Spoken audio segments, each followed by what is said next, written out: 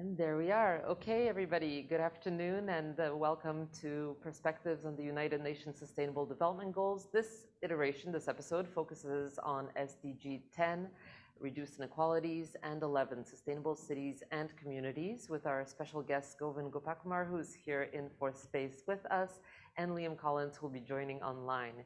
We are thrilled once again to be joining Peter Graham's class, happening live and in person at Concordia University's Loyola campus. So welcome and good afternoon to all the students joining.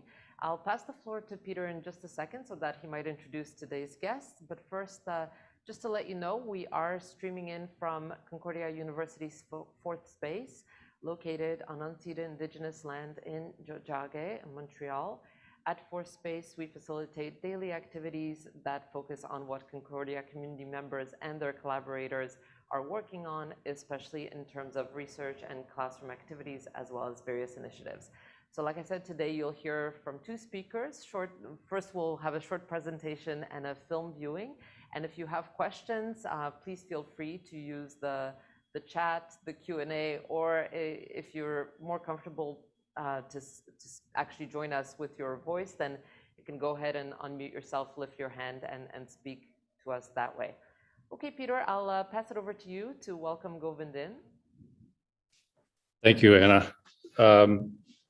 We began the course looking at poverty, which is often understood as a kind of material want. Today, we're going to return to the issue of materiality, but we're going to get a deeper understanding of materiality and materiality's role in sustainability. The material world often acts as a kind of, it acts as an actor, actually. It exercises forms of distributed agency. So today we'll be thinking about how materiality plays a role in our efforts to achieve sustainability. And we have two excellent speakers. Professor Gopakumar will start us off. He's the chair of the Center for Engineering and Society at Concordia University.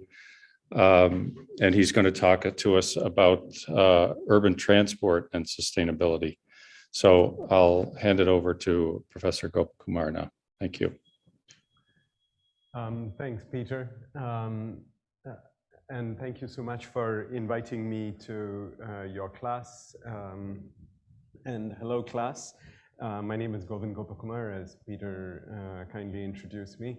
I'm an associate professor in the Gina Cody School of Engineering and Computer Science in a department called the Center for Engineering and Society.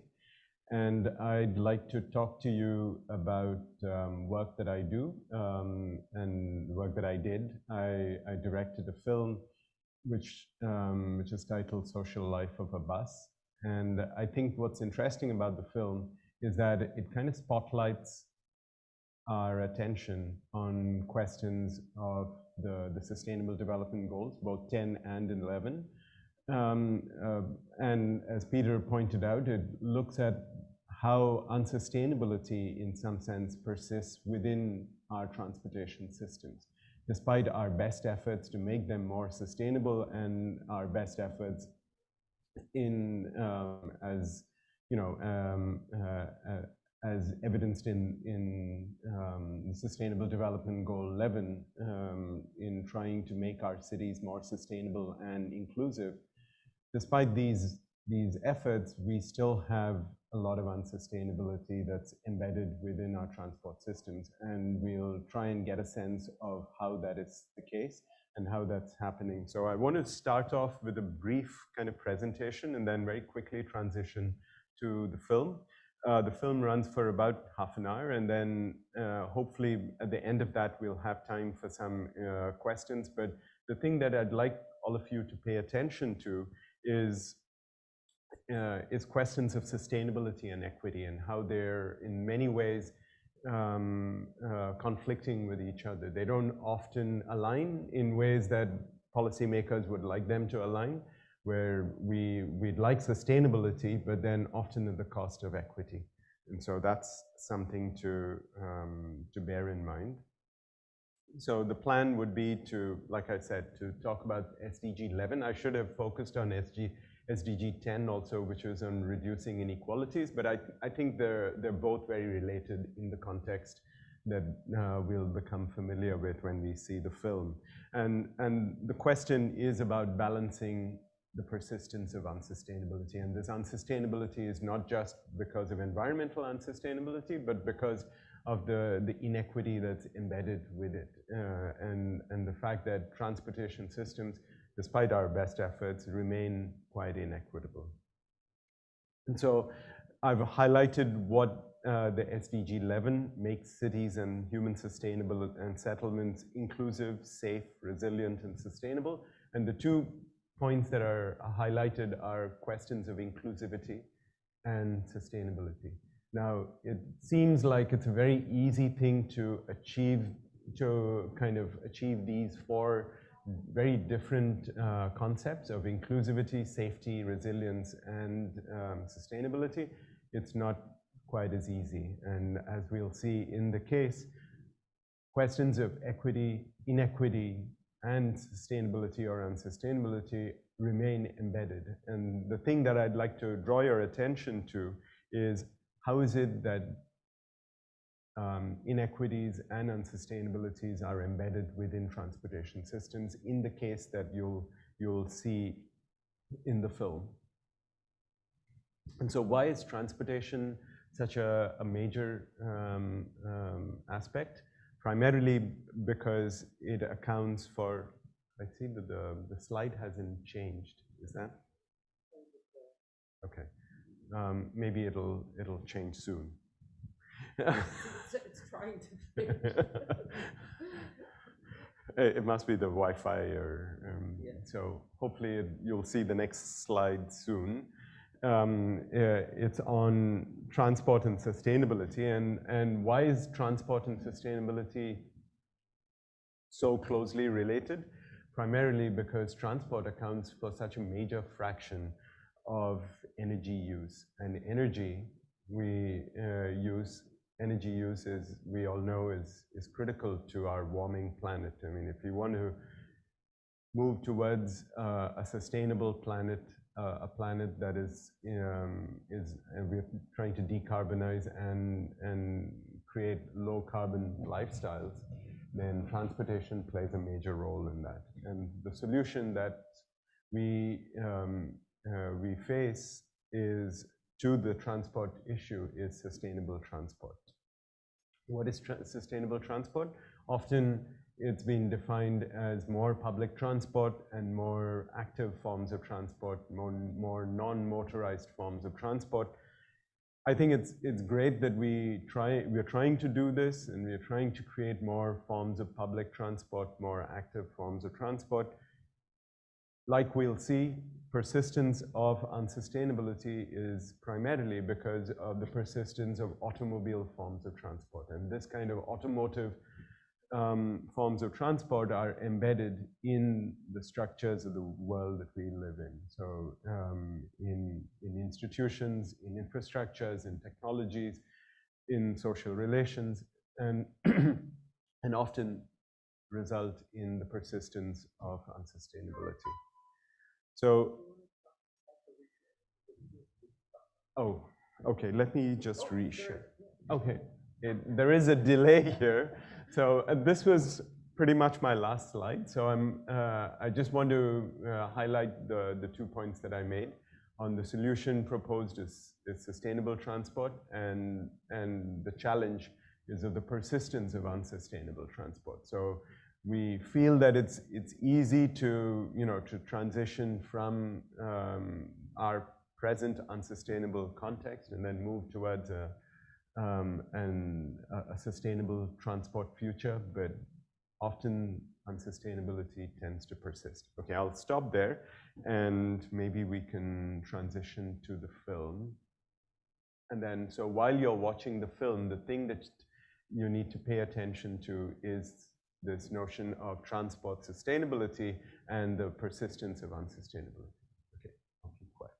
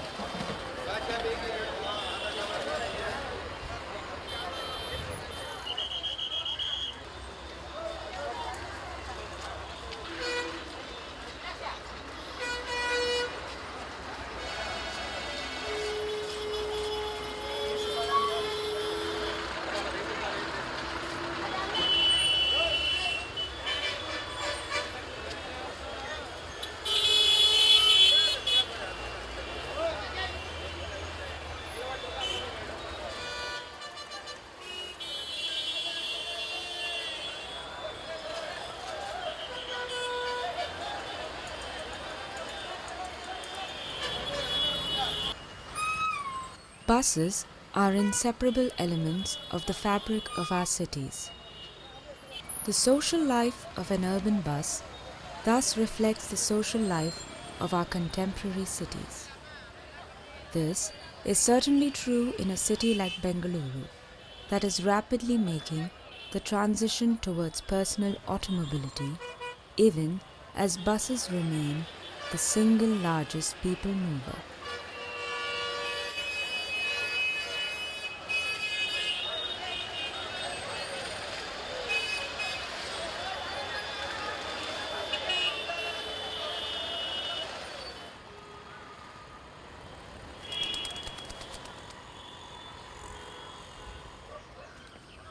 Bengaluru is a rapidly growing metropolis in south-central India on the Deccan Plateau. It is the capital of the Indian state of Karnataka. The city, which was formerly known as Bangalore, is now a burgeoning city of about 10 million people.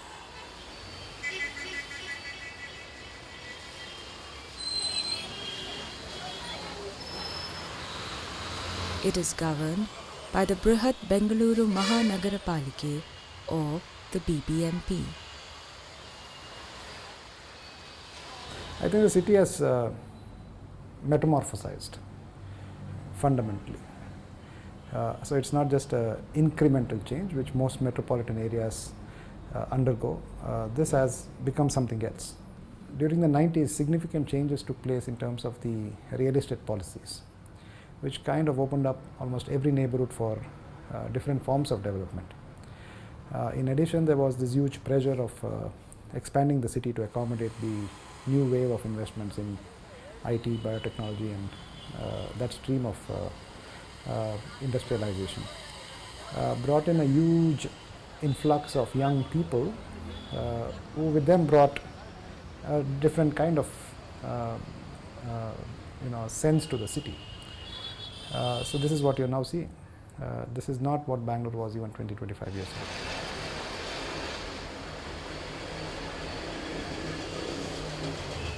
In the last 20 years, there have been several changes in Bangalore, which I've also been seeing as I grew up. The whole direction of Bangalore's growth and any developments in Bangalore seem to be in a way that it makes it easier for the technology industry to conduct business without any consideration for the fact that whether these changes work for the residents of the city who might or might not be employed with the technology industry. There's a lot of speculation around land, and I think this is one of the primary reasons as well for the number of changes which we see in Bangalore. Several tanks have been sacrificed for real estate. The areas around the tanks have been converted into illegal layouts. The whole city is being monetized, the space is being monetized, land is being monetized. Essentially, the city is kind of become out of reach. I remember coming back to Bangalore after a gap of lapse of 20 years. And I was struck by the changes. The single most, I think, factor that caused this kind of a radical change was the government policy in the mid-90s to build Bangalore as another Singapore. Our Chief Minister then, S.M. Krishna, initiated a policy of rapid, globalization in a way. Flyovers and road widening schemes, signal-free corridors, all of these gradually came to change the character of the city completely.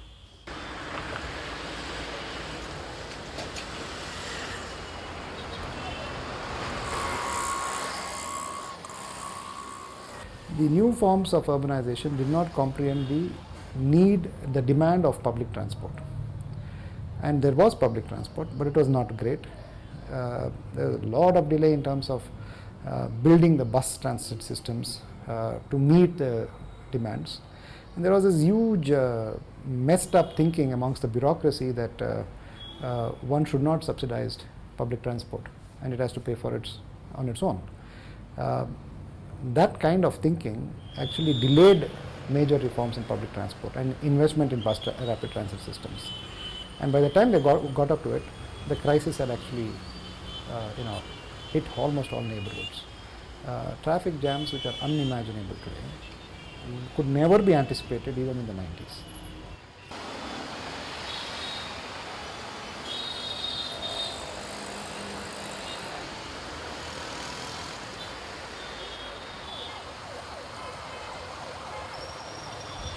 But one does have to lay the blame squarely also on the corporate sector. There are many things they could have done. For instance, in the 60s, when the public sector era was launched in the city, maybe 200,000 or 300,000 workers came in. But we never felt an impact of their presence here because almost everybody traveled by buses, and the buses were provided by the public sector company. And here with these new companies, the new wealth, which were multi-billion dollars company, it could have been a fraction of an investment for them to invest in their own buses. Instead, they started poaching on the buses from the public transit system. So the regular travelers suffered, the IT workers got privileged, and there was a crisis of public transport also. So it's a really complicated story. It's not a simple one.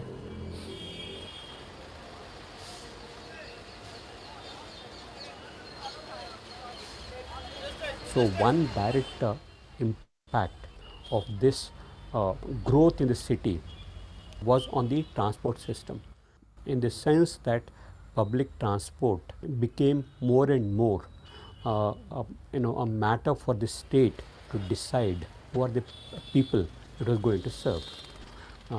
And more, the state government decided to introduce two classes of travel.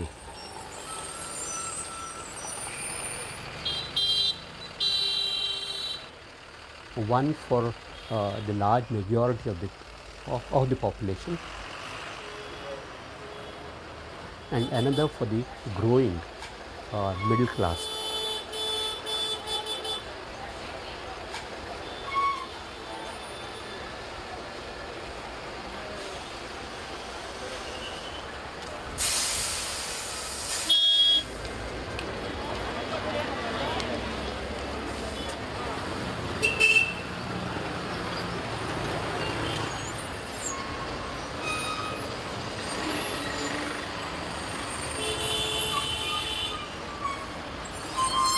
I think the worst affected are the poor because there is also this whole idea of making bus systems viable financially, right? As a result, the capacity to pay is not marked on the capacity of the poor person to pay. Instead, it is of the person who can travel to government jobs or corporate jobs. That willingness to pay is seen as the barometer for pricing a bus ticket. The poor don't just travel, they also need the bus for many other services. A vendor carries his vegetables. Today, the way in which the fare system has been developed is an active refusal to carry a passenger, which is the antithesis of a public transport system.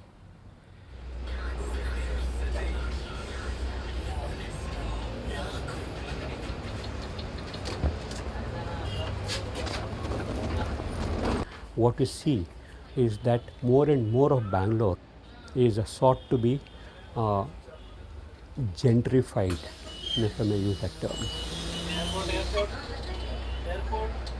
where all the services and the entire system is geared towards satisfying the needs of this middle class population.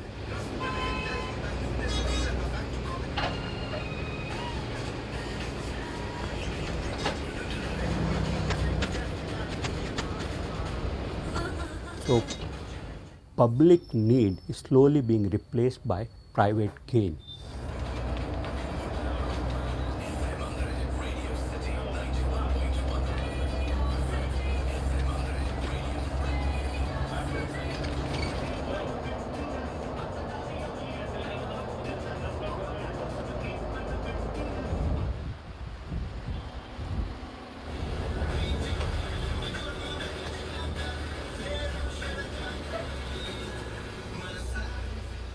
The urban poor are losing their right to the city And by doing that, the policy makers are reinforcing the character of Bangalore as a millennial city.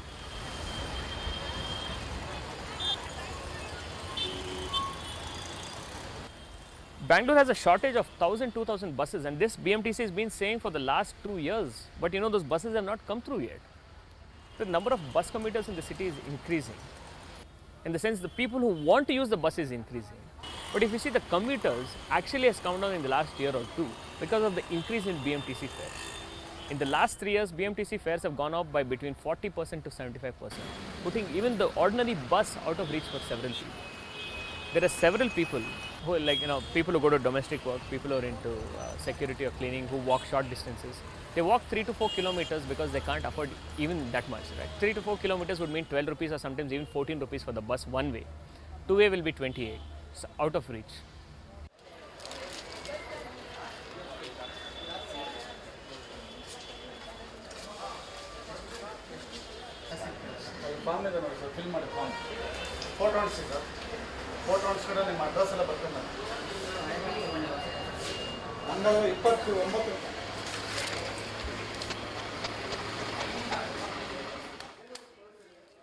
Major infrastructures in Bengaluru are governed not by BBMP but are managed by special public corporations.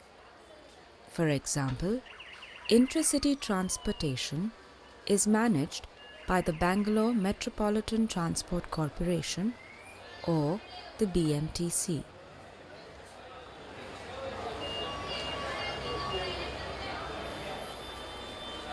ಇವತ್ತು ಸಾಮಾನ್ಯ ಬಸ್ಗಳನ್ನಗಿಂತ ಹೆಚ್ಚಿನ ಓಲೋ ಬಸ್ಗಳನ್ನ ಖರೀದಿ ಮಾಡ್ತಿದ್ದಾರೆ.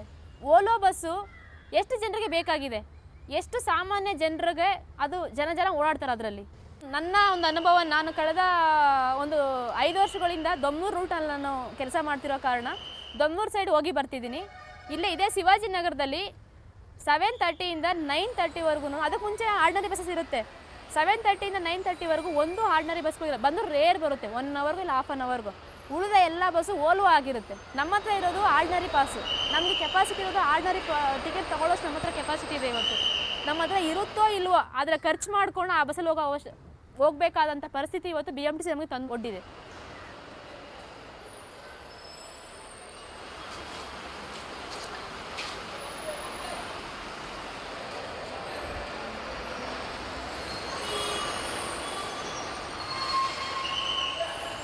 ಇನ್ನೊಂದು ಹೇಳೋದಾದರೆ, Volvo bus ನೀವೇ ಗಮನಿಸಿ ನೋಡಿ, ಇಬ್ಬರಿರಲಿ ಆ ಬಸ್ಸು ಹೋಗ್ತಾ ಇರುತ್ತೆ ಬರ್ತಾ ಇರುತ್ತೆ. ನಮ್ಮ ಆರ್ಡಿನರಿ ಬಸ್ಸಲ್ಲಿ ಕುರಿಗಳು ದನಗಳು ತುಂಬ್ಕೊಂಡು ನಾವು ಹತ್ಕೊಂಡು ಹೋಗ್ತಾ ಫುಟ್ಬಾಲಲ್ಲಿ ನಿಂತಿತ್ತು ಇವತ್ತು ಹೆಣ್ಮಕ್ಳುಗಳು.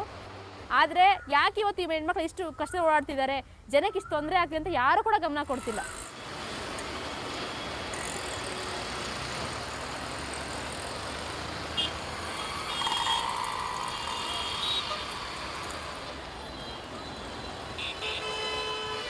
BMTC did start something called Atal Sarige, which is supposed to be for slums, which is a complete sham because there are only 36 buses and there are at least 1,000 slums in Bangalore. So with 36 buses, which you're saying is meant to address the urban poor and the slums, I'm not sure what you intend to do. The other issue in terms of slums and buses is that several slums are being evicted and relocated to relocation sites outside the city where the bus facility is really poor. This is a big problem which is faced by the urban poor in the city. Neither are the slums inside very well serviced. I mean, of course, we don't have all the data, but the Atal Survey doesn't work. People who have been relocated, very poor bus facilities.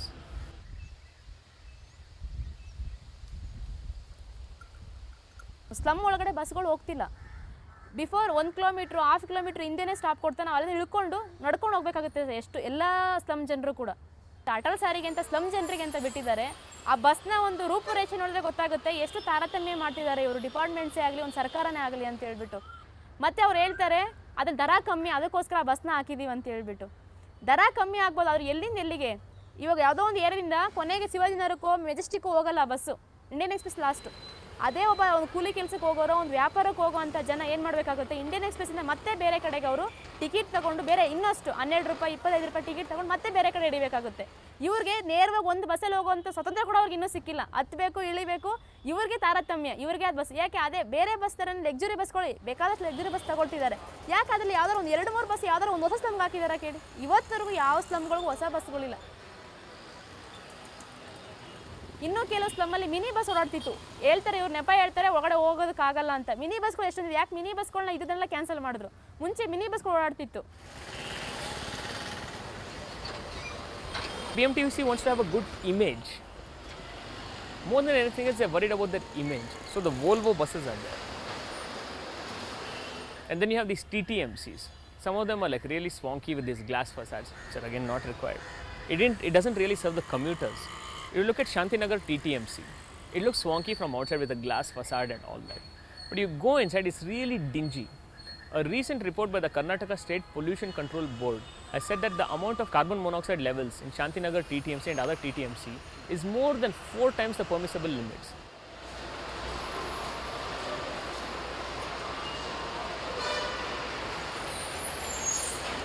This whole change in BMTC has come because of 2 reasons. One is, earlier it was called BTS, Bangalore Transport Service, which is a part of KSRTC. It is also a service. Now BMTC has become a corporation. It's become Bangalore Metropolitan Transport Corporation, which is a company. And then you have the entire concept of revenue and profit and loss which has come through. So BMTC always has a need to show that they don't have a need to show that they're making huge profits, but they always have a need to show that they're not making a loss. But this is completely illogical, right? Because this is a public transport body.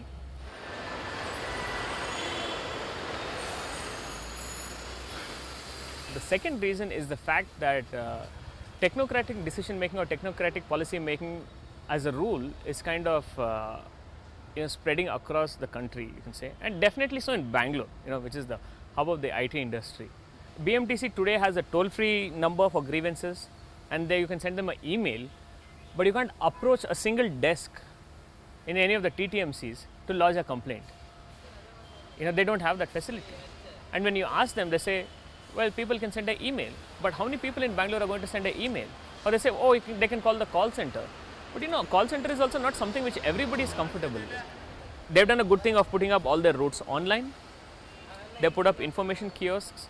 But what is the way in which you reach information across to ordinary commuters every day? When you change a route, you don't notify them. When you change a bus stop, you don't notify them. So everything you want to do is electronic. Everything you want to do is online. And thereby people who don't have access to digital media are cut off, right? So the digital divide really plays out starkly in the bus sector like it does elsewhere in the city. Those with access to technology can use it more easily, and those without find it difficult.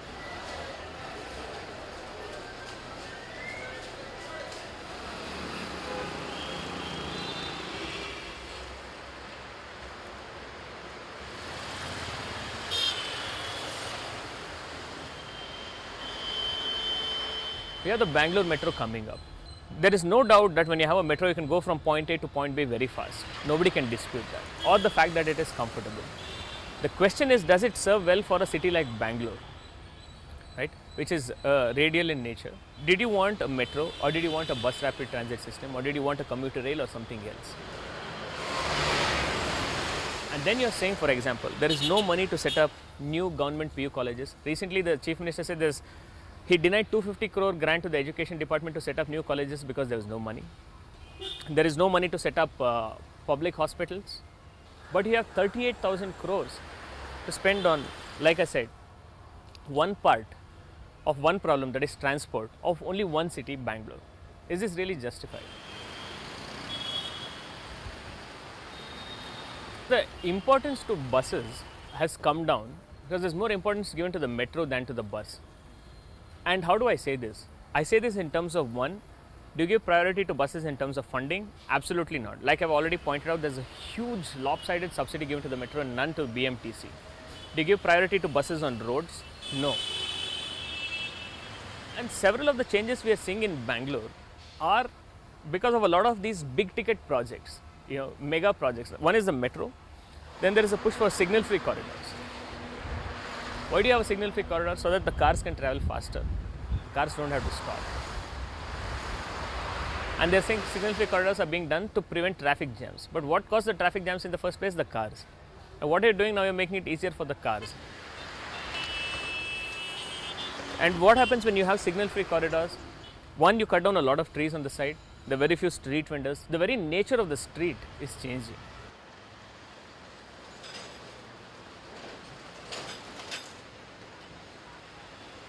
Streets are being remodeled in such a way that it serves only transport and only a certain type of transport. These new roads are not good for cyclists, they're not good for pedestrians, they're only good for motorized vehicles.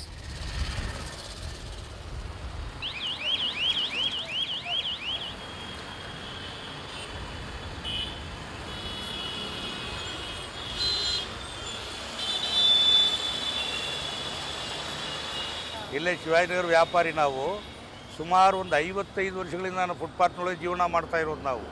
ನಾನು ಮಾತ್ರ ಅಲ್ಲ, ಸುಮಾರು ಒಂದು 300 ವ್ಯಾಪಾರಿಗಳಿದ್ದಾರೆ. ಈ 300 ವ್ಯಾಪಾರಿಗಳನ್ನು ಅವ್ರವ್ರ ಬಂಡವಾಳ ಹಾಕ್ಕೊಂಡು ಅವ್ರು ವ್ಯಾಪಾರ ಮಾಡಿಕೊಂಡು ಅವ್ರು ಜೀವನ ಮಾಡ್ತಾ ಇದ್ದಾರೆ. ಇದು ಬಿಟ್ಟರೆ ಬೇರೆ ಯಾವ ಗತಿ ಇಲ್ಲ ನಮಗೆ. ಫುಟ್ಪಾತೇ ನಮ್ಮ ಜೀವನ. ವ್ಯಾಪಾರಿಗಳಿಂದ ಪಬ್ಲಿಕ್ ಏನು ತೊಂದರೆ ಇಲ್ಲ, ಹೋಗೋಬರೋ ಜನಗಳಿಗೆ ತೊಂದರೆ ಇಲ್ಲ. ಇಲ್ಲೆಲ್ಲ ಶ್ರೀಮಂತರು ಯಾರೂ ಬರೋಲ್ಲ, ಎಲ್ಲ ಬಡವರು ಇಲ್ಲಿ ಬರೋದು. ನಾವು ಬಡವರು ಇಲ್ಲಿ. ದುಡ್ಡು ಇರೋರು ಅಲ್ಲಿ ಕಮರ್ಷಿಯಲ್ಗೆ ಹೋಗ್ತಾರೆ, ಅವ್ರು ಅಲ್ಲಿ ತೊಗೊಳ್ತಾರೆ, ವ್ಯಾಪಾರ ಮಾಡ್ಕೊಳ್ತಾರೆ. ನಾವಿಲ್ಲಿ ಬಡವರು, ಇಲ್ಲಿ ಬಡವರು ವ್ಯಾಪಾರ. ನಮ್ಮನ್ನು ನಂಬಿ ಬಡವರು ಬರ್ತಾರೆ, ಬಡವರು ನಂಬಿ ನಾವಿದ್ದೀವಿ. 15 ದಿನಕ್ಕೊಂದು ಸಲ ಬಸ್ ಮೇಲೆ ಎತ್ತಿಸ್ತಾ ಇದ್ದಾರೆ. ಜನಗಳು ಹೆಂಗೆ ಹೋಗಬೇಕು? ಬಡವರು ಕೂಲಿ ಮಾಡೋರು ಒಂದು 50 ರೂಪಾಯಿ ಕೂಲಿ ತೊಗೊಳ್ತಾನೆ, ಅವನು ಬಸ್ಸಾಗಿ ಹೋಗಬೇಕು. ಅವನು 30 ರೂಪಾಯಿ ಬಸ್ ಕೊಟ್ಬಿಟ್ರೆ 20 ರೂಪಾಯಿ ನೋಡಿ ಮನೆ ಜೀವನ ಹೆಂಗೆ ಮಾಡ್ತಾನೆ? ಈ ಸರ್ಕಾರಕ್ಕೆ ಗೊತ್ತಿಲ್ವಾ ಇದೆಲ್ಲ?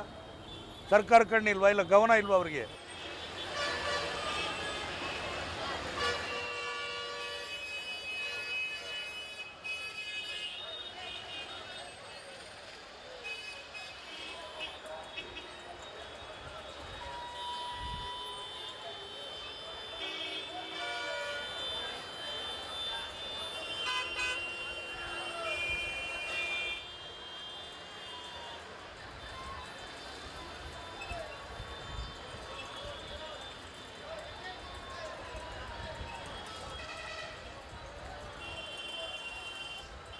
It's difficult for women even more. The type of commutes they do, they have to get up very early in the morning and come late in the night. And the way buses are, they aren't really structured for safety, they're structured for mobility.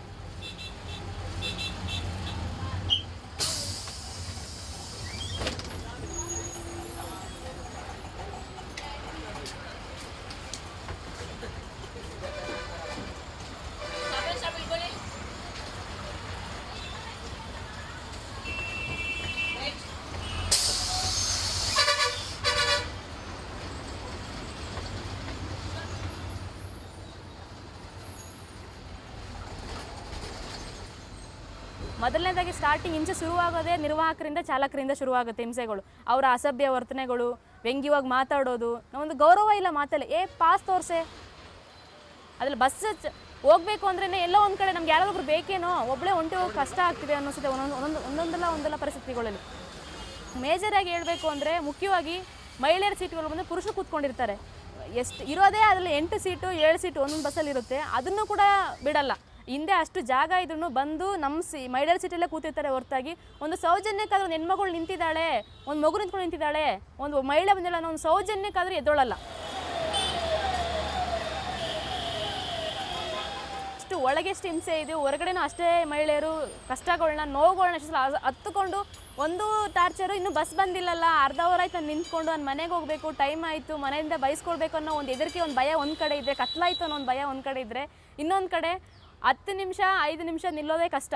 Bengaluru city ಅಂತ ಇರೋ ವಾತಾವರಣದಲ್ಲಿ ಶಿವಾಜಿನಗರ ಆಗ್ಬೋದು, Majestic ಆಗಿ market ಇಂಥ ಅದರಲ್ಲೂ ಕಲಾಸಿಪಾಳ್ಯ, ಇಲ್ಲಿ 10 ನಿಮಿಷದ ಮೇಲೆ ನಿಂತರೆ ನಮ್ಮನ್ನು ಅವ್ರು ನೋಡೋ ಮನೋಭಾವನೆ ಬೇರೆ ರೀತಿ ಇರುತ್ತೆ.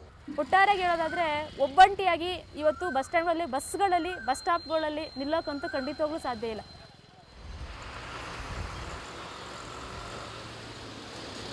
BMTC has now set up a women's safety committee, and we are also part of the committee. And we must say that we appreciate the fact that BMTC set up this committee and they're trying to take steps to make it safer for women. And it's not only BMTC which can solve this problem. This is a larger societal problem which we agree. But one easy way for BMTC to solve this problem is to put more number of buses in the peak hours. But again, the technocratic policy making I spoke of comes here. They put CCTV cameras. You have 6,600 buses. How many cameras are you going to put? One camera per bus is not sufficient. You have to have at least 2 or 3. And do you really think a camera can capture everything that goes on in a bus? And who is monitoring the cameras? Who's going to monitor 12 to 18,000 cameras?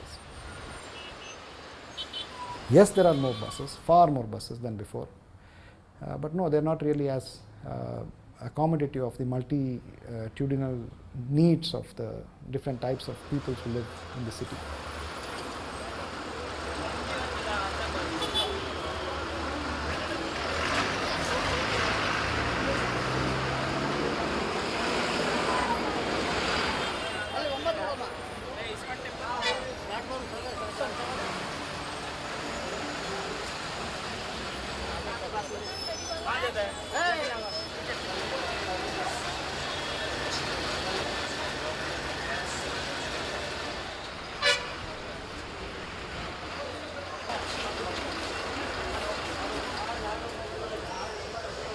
One of the principal issues when you say does BMTC have the potential to address it, it has the potential, but to actually address these issues, see, it's a governance question.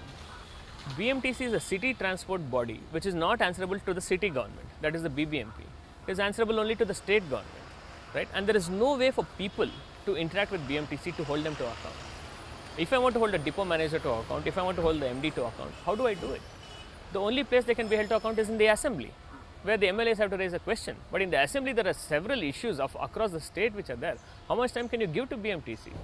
So ultimately, BMTC has to move to a kind of arrangement where BBMP has some accountability over BMTC, where corporators and residents can have some say over BMTC.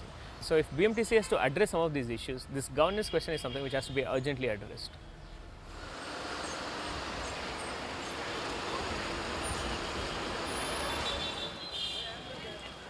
Rather than a means of moving people, the life of city buses reflects the complexity of urban social relations. Urban buses are thus novel vehicles to shape our cities in positive and progressive ways.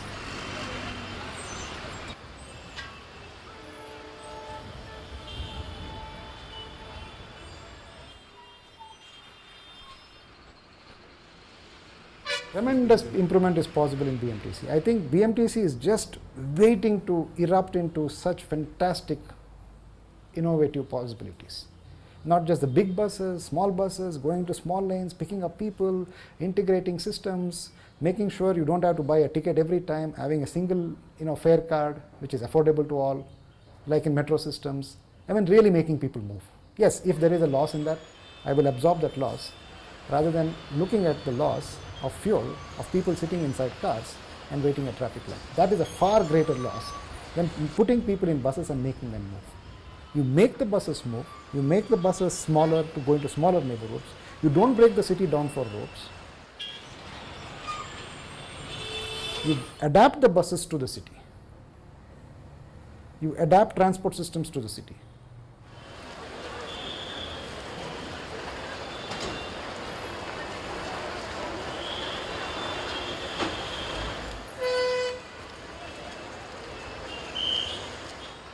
What kind of city do we want to have?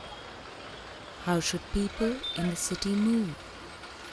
Should they rely on public transport or be dependent on private transport? Should public transport be affordable and safe for everyone? What level of comfort should all people expect while commuting by public transport? How can governments support affordable and safe public transport? Raising such questions is an effort to take seriously the social life of city buses.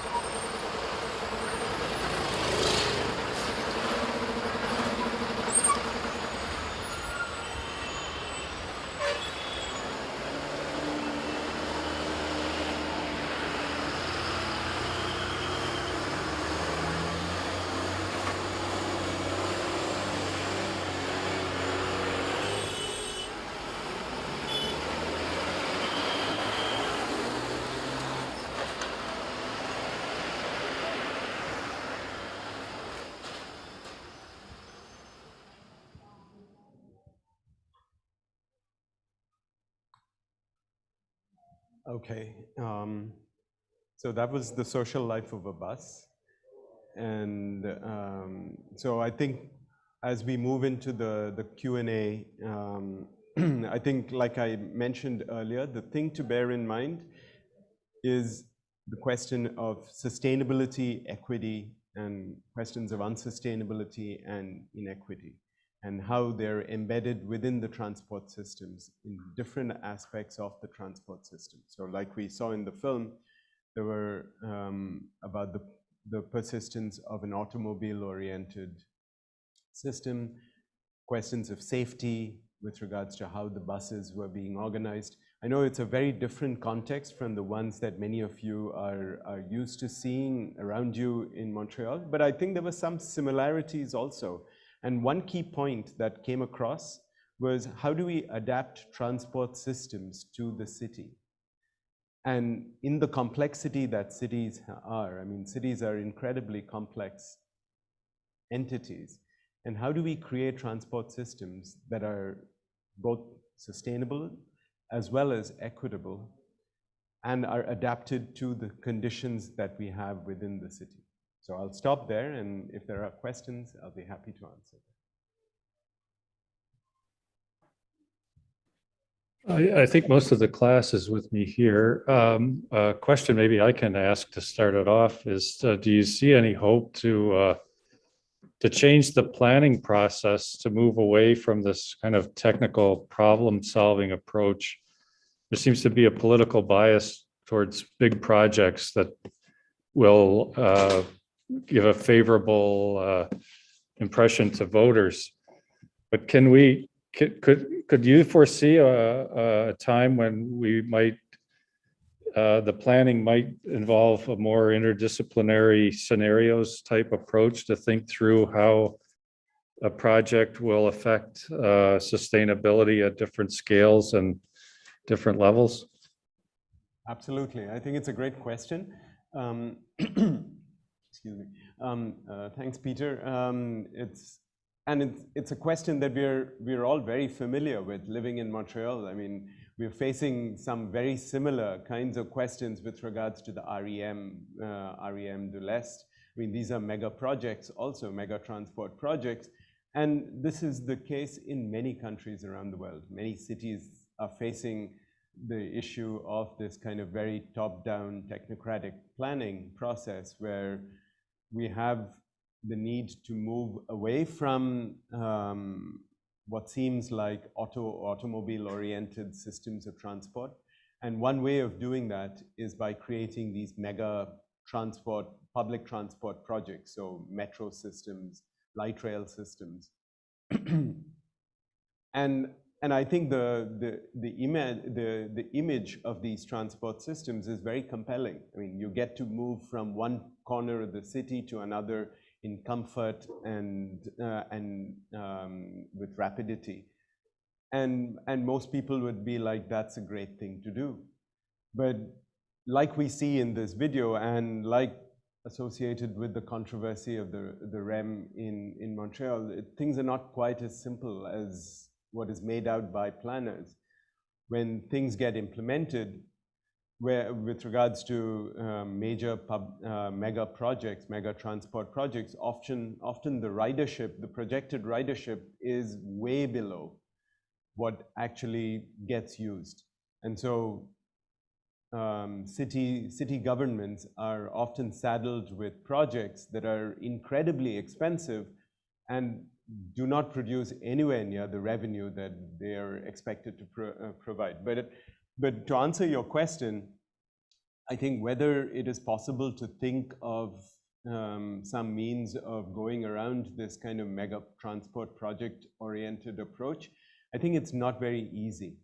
I mean, primarily because I think the sense of urgency that we have to move towards a sustainable kind of transport system, the fact that there are these sustainable development goals, I think there needs to be more than just saying that we need to be investing in public transport. I think we need to be investing in public transport, yes, but forms of public transport that also take into account questions of equity and not just sustainability, but also equity. Often the more equitable and more sustainable forms of transport are by investing in less glamorous forms of transport. So things that seem like only the poor people would want to use it, often those are the forms of transport that we actually should be investing in. So I think there needs to be a longer kind of larger conversation at the city level about what needs to happen with regards to addressing transport. So I don't know if I've answered your question, but I think those are some directions forward.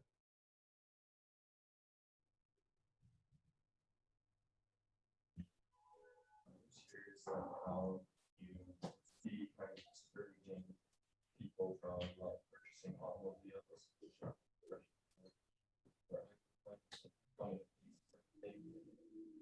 Yeah. Yeah. Able to purchase vehicles rise to the next level of its not only a status, yeah. Yeah, I have a student who's curious about the sort of obstacle of the cultural meaning of the automobile. Like, how do we overcome those sort of the cultural? I mean, I think it could even go further.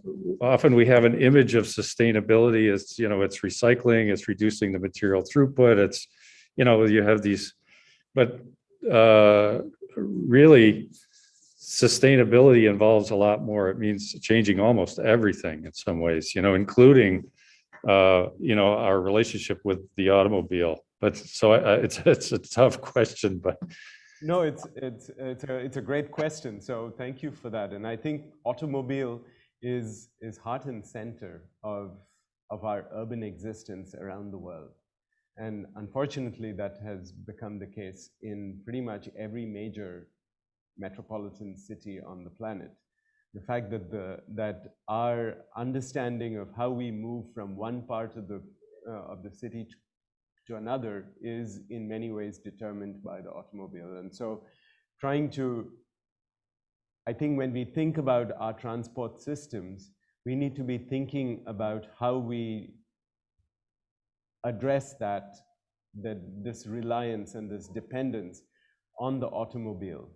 And it's not just a question of trying to address this, like the question indicates, it's not just a matter of providing alternate modes of transport. There are cultural and political reasons why automobiles have become so entrenched in our lives, and it's necessary to address all of those dimensions. I think in one very quick way of trying to address that would be by thinking of who are the people who benefit most by the presence of automobiles, and how do we try and address that? And it's not like it's only suburban elites who are trying to who are the ones who are leading. I think many of the suburban elites are living in suburbs primarily because it is so easy for people to be commuting. In cities that have highways developed primarily so it's a very complex issue, and I think the issue has to be dealt at multiple levels: cultural, institutional, political, planning aspects. And so interdisciplinary and that's where I think interdisciplinary forms of instruction, education are so critical in addressing an issue like this. Thank you. There's one question in the chat. Maybe we have time for one more. Does the municipal government in Bangalore have any consideration for shifting the bus transportation system back to the public sector? Do you think the bus sector would be better managed under the state? Well, actually, that's a great question. So I think it may not have come across very clearly in the film, but it is still a public transport system. So it is under the control of public management.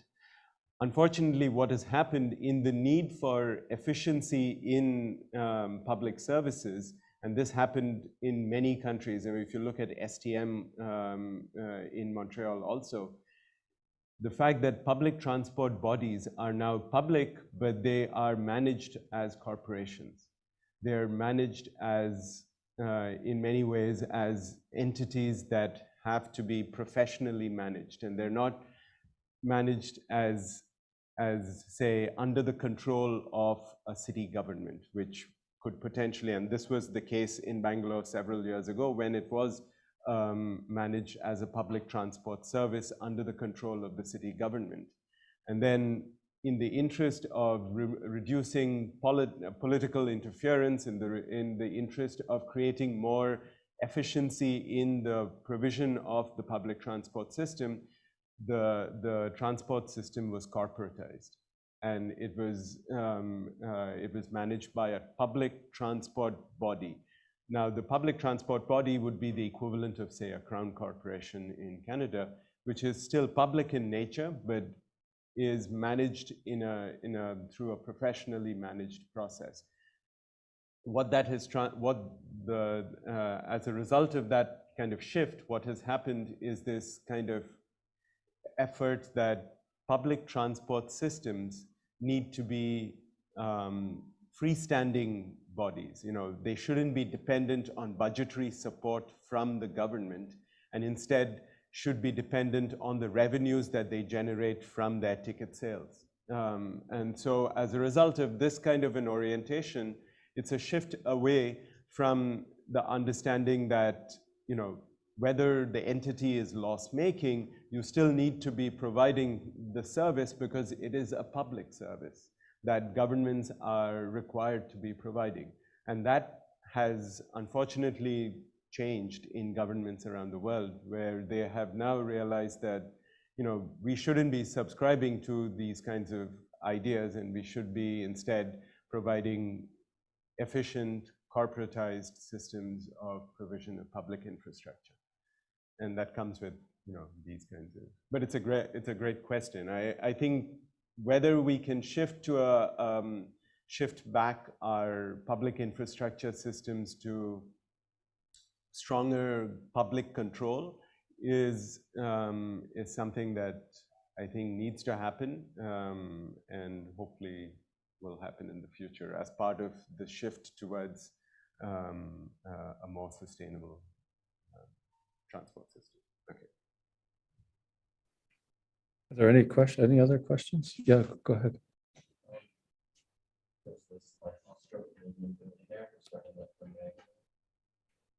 Right.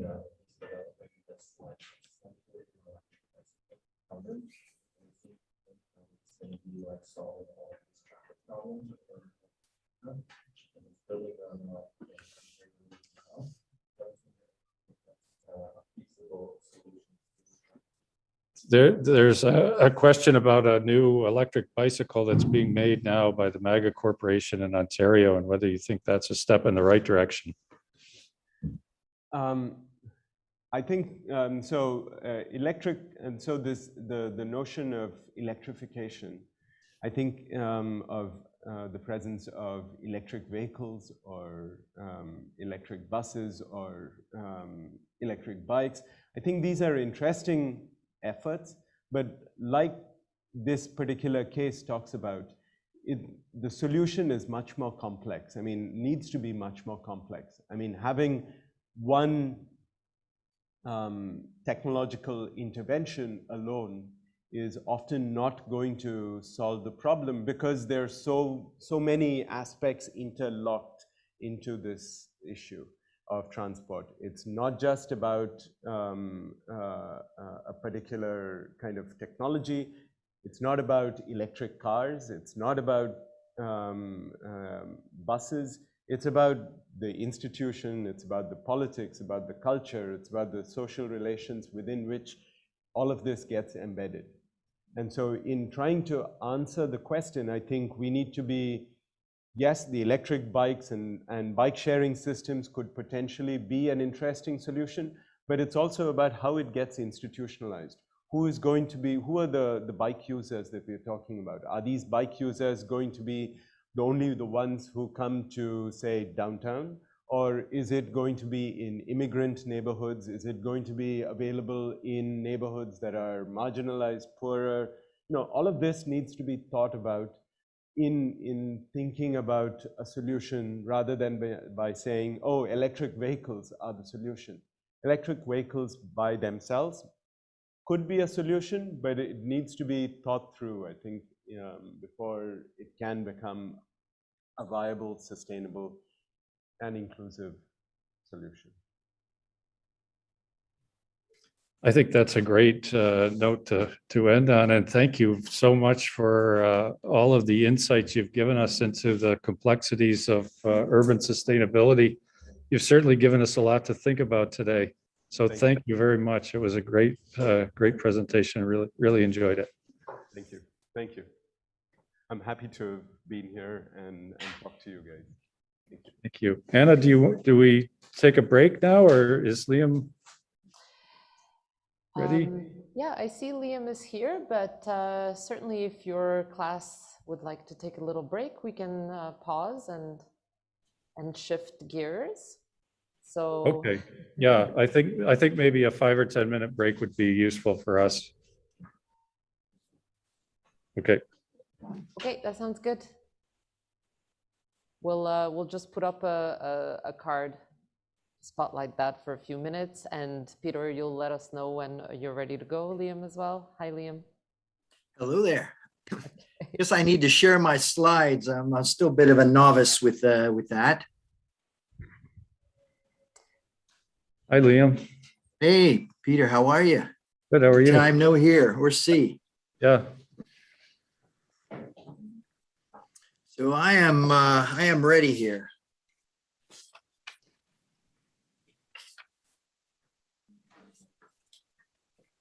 Now, how do I share my slides? I see, is it share screen? Is that what I do? Yeah, that should be it. Okay. And then I just choose the file that I want. I see a number of files here. Okay. Share.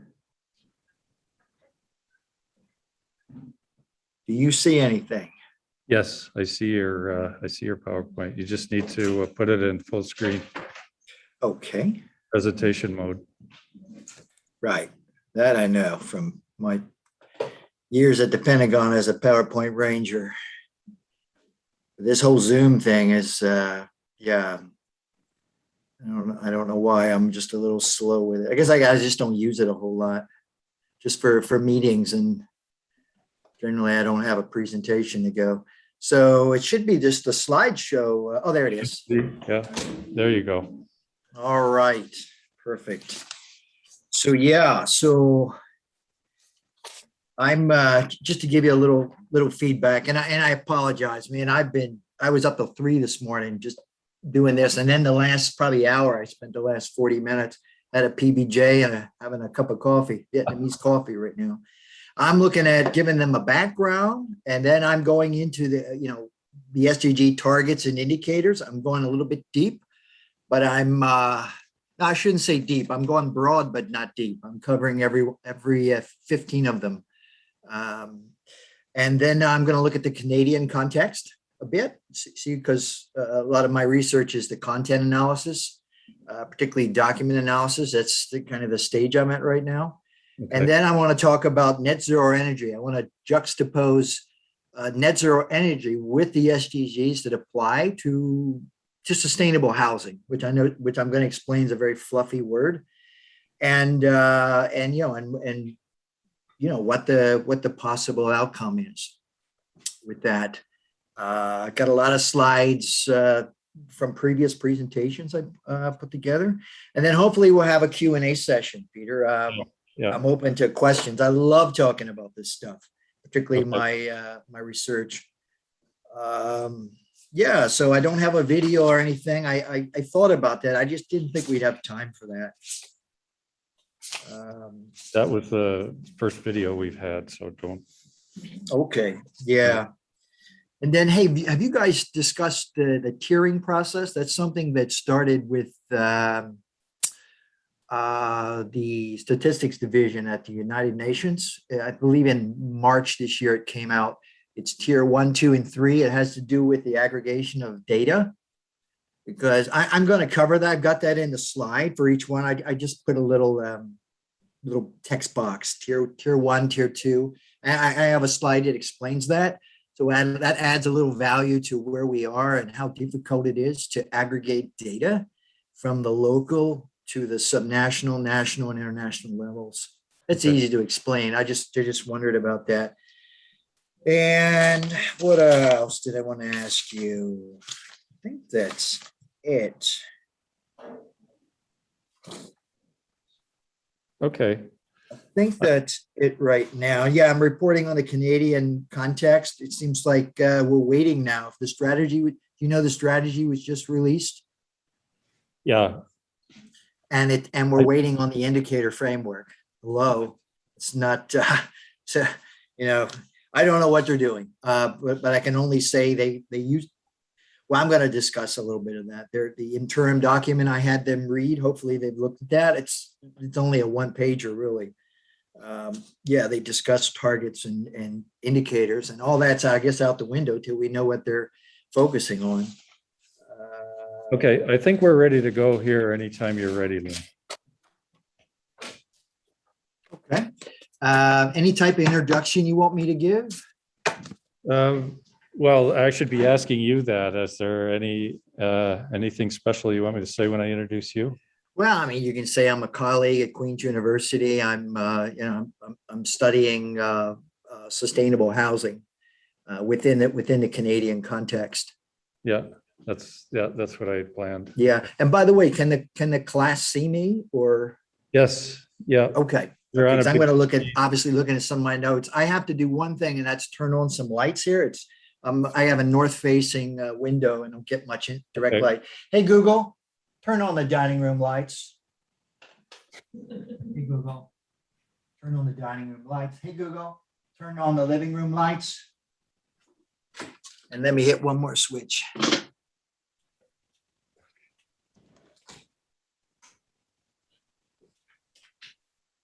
Yeah, we're pretty overcast here in Richmond Hill today.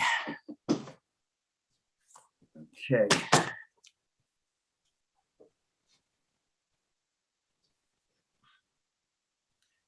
So Peter, tell me when to start. Well, I'll wait for Anna. Are you there, Anna? Yeah, we're here. We've been here, so we're ready to roll. Okay, whenever you are.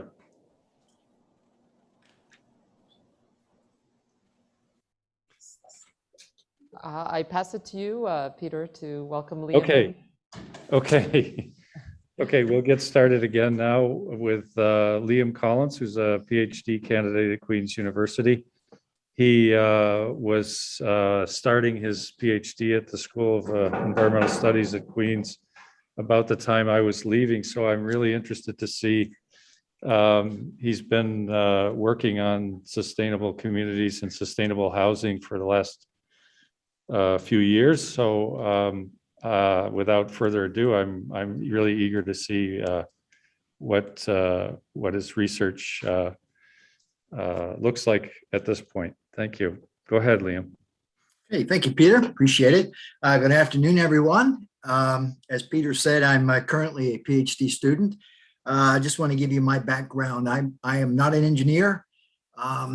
I am committed to making social change. My background is in the military, 20 years in the U.S. military, commissioned officer, retired about 15 years ago. I have a Juris Doctorate degree, a Master of Law, an MBA, and an undergrad in business. So I fell into this probably from around the time the Paris Agreement was signed. So quite motivated to get into something. And housing is something we all need, whether it's a dwelling or there's many contexts for housing. It affects us all and how we live. So let's get started. So our agenda today, I'm going to give you a background, just to orient ourselves to talk about SDG 11. And then we're going to get a little deep into the targets and indicators, and then we'll discuss it from the Canadian context. I hope that's something refreshing and new, and not just from the UN level. And then I'm going to talk about my research somewhat, net zero energy. I hope some of you are familiar with, and sustainable housing, very nebulous term. However, I'm going to do my best to explain what I believe that is. And then, given any time restraints, hopefully we'll have time for a short Q&A session. Okay, so our background. And I'm going to orient you with some contemporary issues facing the global community. One point I want to make out front, and I know you've all heard it before, is that the SDGs are interdependent, and whereas one SDG affects the other, of course, from varying degrees. And I will say that I believe from my own work within SDG 11 and 6 others that I'm working with, that SDG 11 is one of those that has a high degree of interdependency and how it affects the other SDGs and indicators among those. So let's talk about some issues. In 2018, and these are all from the United Nations, 4.2 billion people, 55% of the global population resides in cities. That is a continuing trend. And by 2050, that's estimated to reach 6.5 billion. That is a staggering statistic if one considers global populations. And another thing you should look at from a scale point of view is that the cities occupy 3% of the Earth's population, but they account for somewhere between 60 and 80% of energy consumption and produce 75% of the carbon emissions.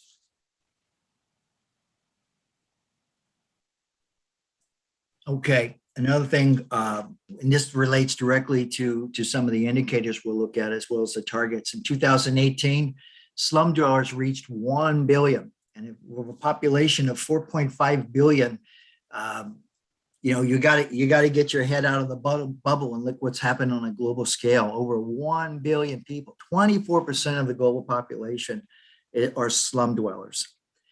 And then also transportation. I know the previous speakers spoke a lot about that, but living in cities and making them a better place, transportation is a large a segment of that. So only half of the world's population had convenient access to public transportation. And I call your attention to the definition of what that is, being convenient access at the bottom, defined as living 500 meters of a bus stop, basically low capacity, or 1 kilometer of high capacity system. So only half the world has that convenience that granted we all, I guess we take for granted. Okay, so now we're going to talk about SDG 11.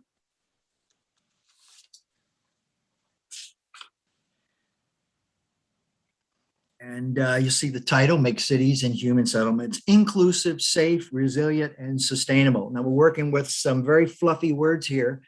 Resilient, resiliency, those are all terms that have different meanings. Broad meanings, very specific meanings to specific disciplines and professions. We'll do our best to work around that. I put some notes down here on the right side of the screen. I'll just read it out loud. Improving cities through sustainable practices that include economic opportunity, safe, adequate, affordable, resilient housing, investment in public transport, creating green spaces, and improving urban planning. Now that is a mouthful. And as I said, SDG 11 encompasses a great deal sectors and issues facing the global community. Now, this is a very abbreviated slide. It only includes the title and not the definitions. We're going to look at these individually. I wanted to lay these out for the students just to look at. What we have is 10 targets. 7 of those are outcome targets. If you don't know what that term means, just look at the ones that are followed by the number 11.1, followed by a number 1.2 through 1.7. Those are known as outcome targets.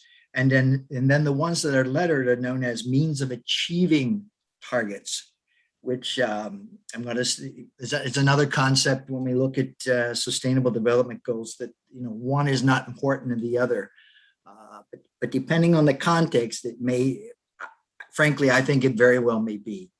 At least I find that with sustainable housing. We've always focused on the ones that matter at a specific time and how they affect others. So there's no, there's no getting around that. So, all right, let's dive into the respective targets. However, I just want to make one more thing clear. March of this year, the Statistics Division of the United Nations began the tier classification of the criteria. Now, this deals with the indicator and not the target, but keep in mind that the United Nations is a data-driven organization, and that the Sustainable Development Goals are being, are data-driven from the local level to the subnational level, which in Canada, of course, is provincial or municipal, up to the national level, and then on to the international level, United Nations.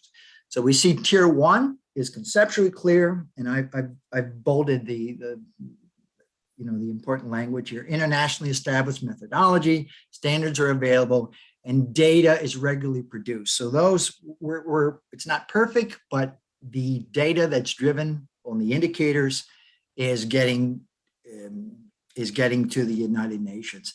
Now, tier 2 is clear. However, there's problem with the data not being regularly produced.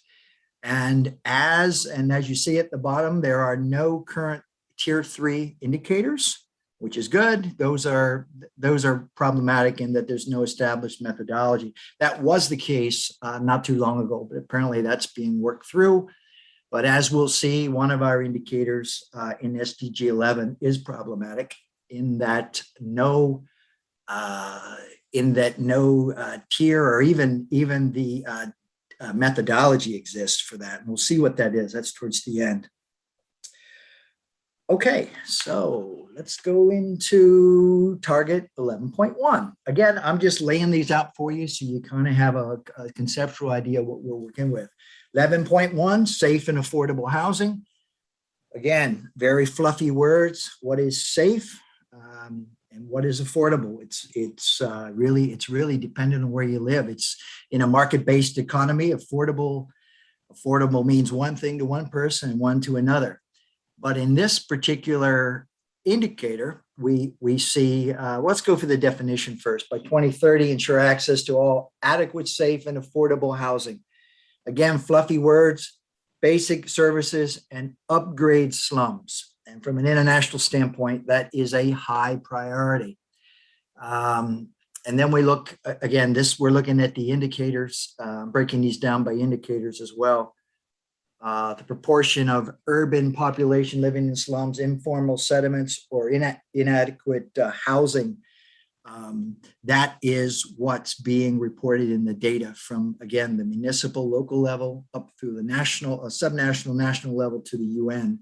So keep that in mind. That's really the focus of how I'm presenting this, but as well as how the United Nations reports the data.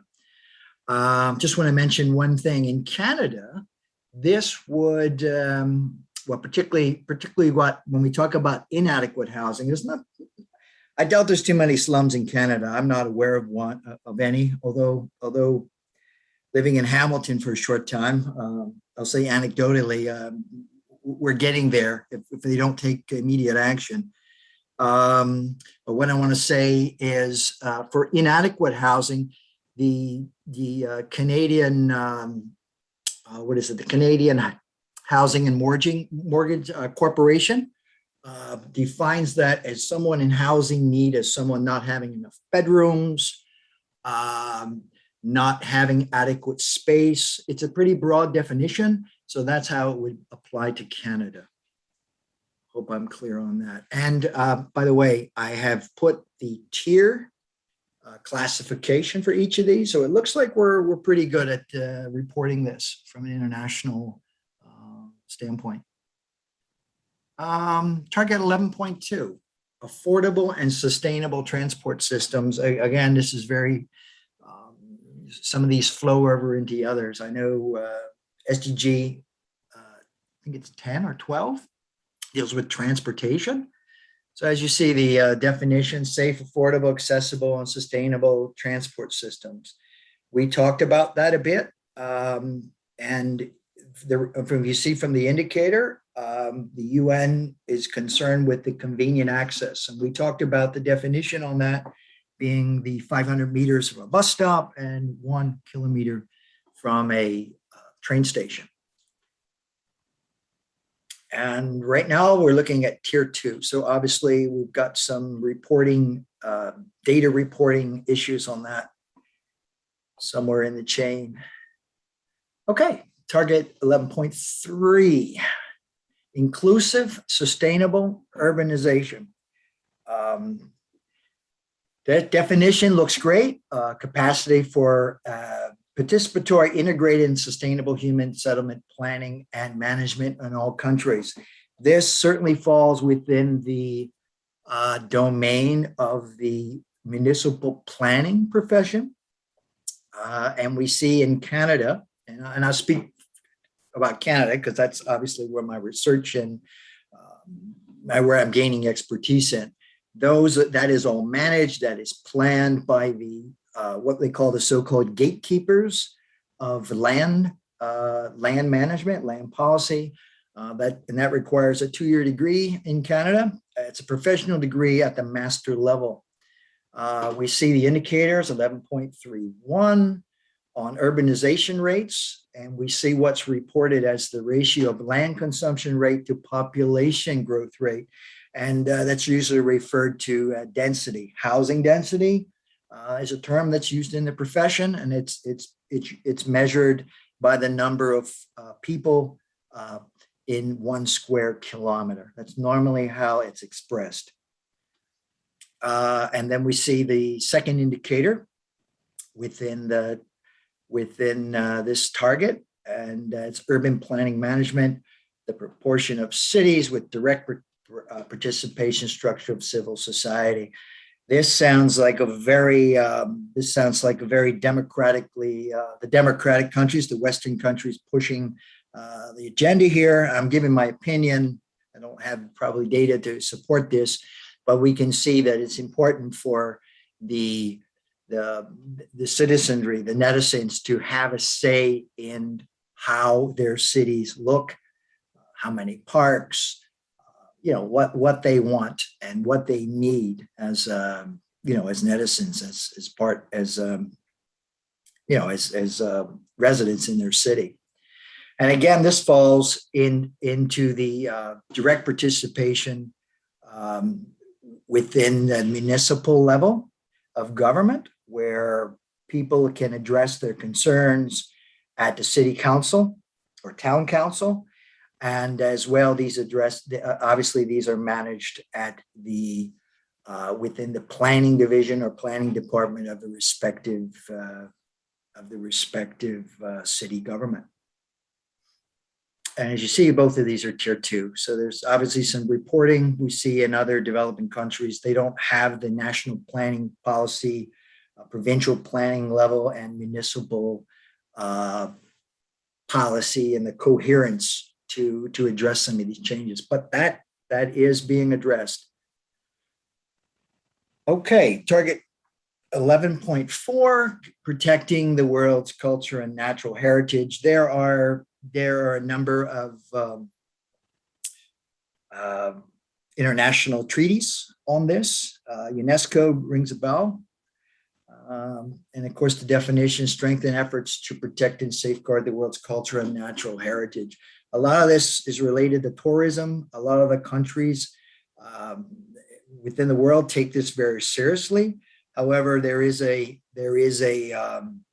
effort at the United Nations to protect many of these biological reserves, and not just the historical ones, but the ones that affect the environment.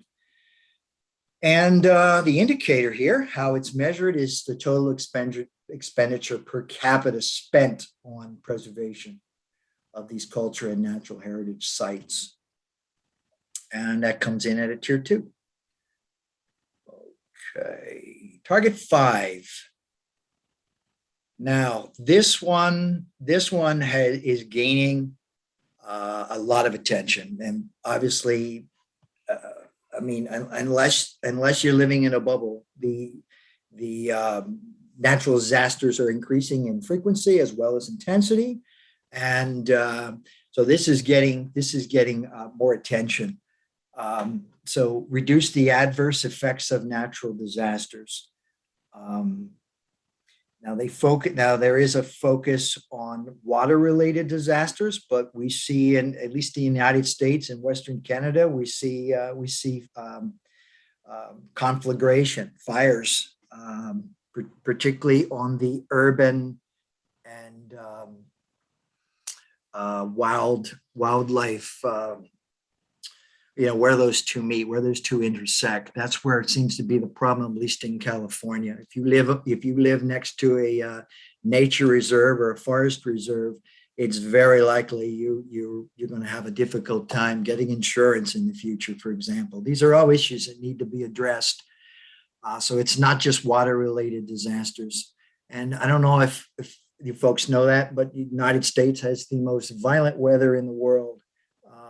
And it's becoming more and more true. I'm originally from the States, and I see that all the time. I have family that have lost their house. Just give you a little anecdote there. And okay, so the indicators, how is it measured? 11.5.1, deaths and injuries from natural disasters. We can see how it's measured. The number of deaths, missing persons directly affected, attributed to disasters per 100,000 population. So this is a statistics that we'll probably see more of in the future. And of course, the other one is economic losses. That's another statistic that's directly related to these adverse effects of natural disasters. One thing else I'll mention, because it just popped in my mind, the United Nations breaks down the region, breaks down the world in 6 regions. Canada's within Geo Region 6, and there's a publication that is regularly updated. I think every 5 years, it might be 10 years, but it shows the climate change and the projections for fire, mostly weather-related results, but actually climate. So it's done at a local level or regional level, I should say. Okay, target 11.6 as reducing the environmental impacts of cities. Now, obviously, this is a very broad-ranging one. Let's look at the definition. By 2030, which of course is the very last year of the 15-year roadmap defined as the 2030 agenda, and it's to reduce the adverse per capita environmental impact of cities with special attention to air quality and municipal and other waste management. And we'll see later from the Canadian context that is indeed a priority of the Canadian government, at least from the national level. Now, the indicators are solid waste and urban air pollution. And as we see, the data collected is the proportion of solid waste regularly collected with adequate final discharge.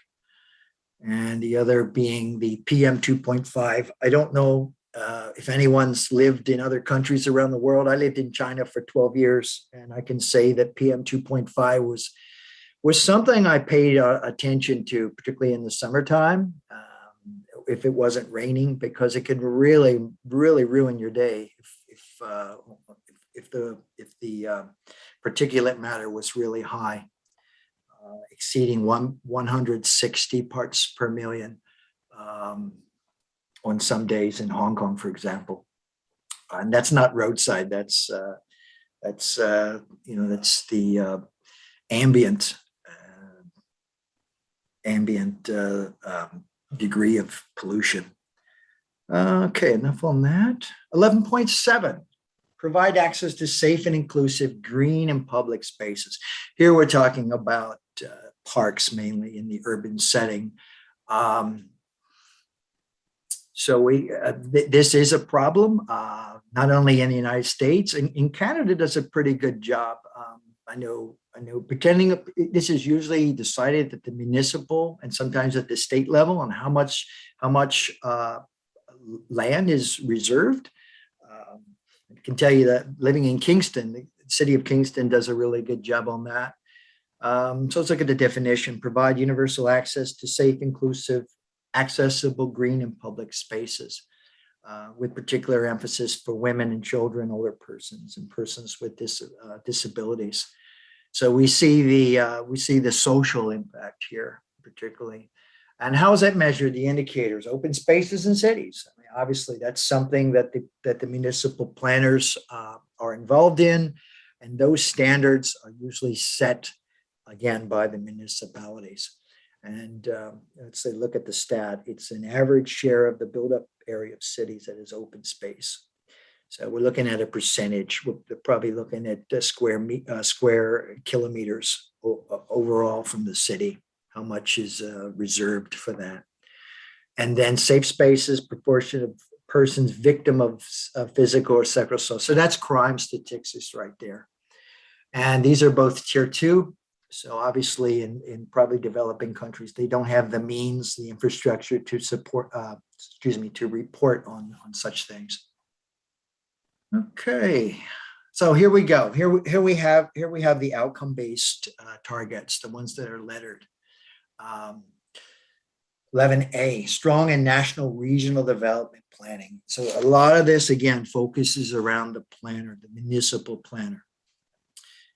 UN definition: support positive economic, social, environmental links between the urban, para-urban, or in other words, suburban and rural areas by strengthening national and regional development planning. And I'll just put this out here right now. In Canada, that's done at the municipal level, but the legal framework for that is actually at the provincial level.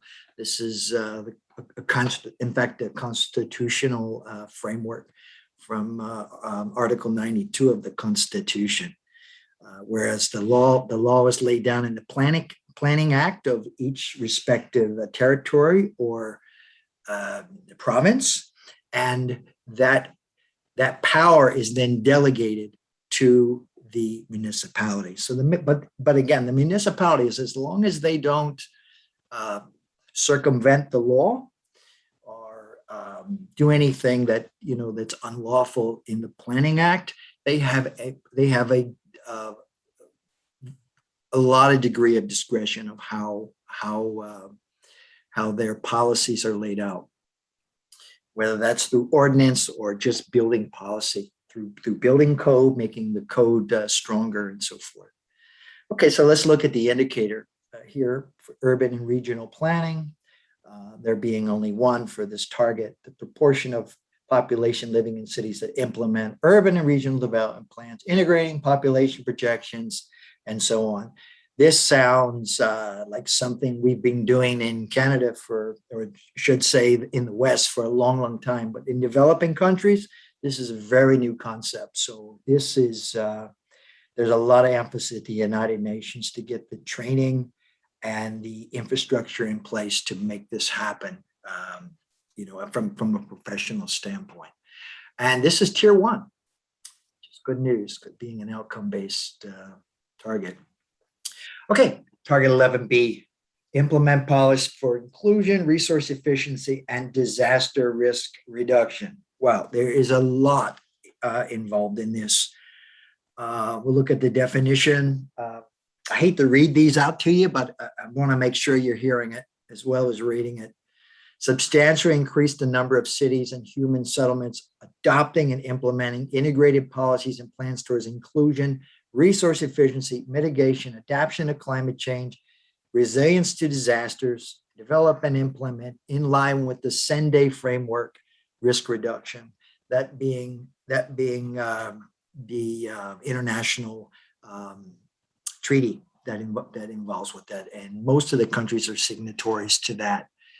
And you'll see the time frame for that, 2015 to 2030. It's supposed to align with the Sustainable Development Goals. So cities are supposed to be working for that. Again, this mainly involves with infrastructure, building code, strengthening the building codes, making our cities more resilient and sustainable. So adaptation to climate change, of course, is going to include stronger roofs, stronger codes, protect against wind damage, water damage, and even fire damage, metal roof versus asphalt roof, for example. So let's look at the indicators. Integrated disaster risk management, and that's the number of countries that adopt and implement national risk reduction strategies. Anyone who's a signatory has the obligation to implement that in accordance with the law, with the treaty. And then local disaster risk management, proportion of local governments that adopt and implement local disaster reduction strategies. This is likely where the data and the implementation of this target could be problematic in developing countries. However, that's where we're at. This is again an outcome-based target, an important one. It's a mouthful, and it probably should be broken down in some other indicators or even a separate target, but it is what it is. Reminds me of Otto Bismarck, the jurist, German dude, about making sausage. You don't want to know how it was made. So it's probably how, I mean, who knows how many SDGs they started with. I'm sure it wasn't 17, but somehow it was whittled down to 17 for who knows what reason. So here's our final target, 11C, and I'll call your attention to this because right away you'll see that it has it's at the bottom. It has no tiering classification, and at the bottom, there's no suitable replacement indicator that was proposed. So this particularly target-based, outcome-based target has no reporting methodology as well as manner in which to report.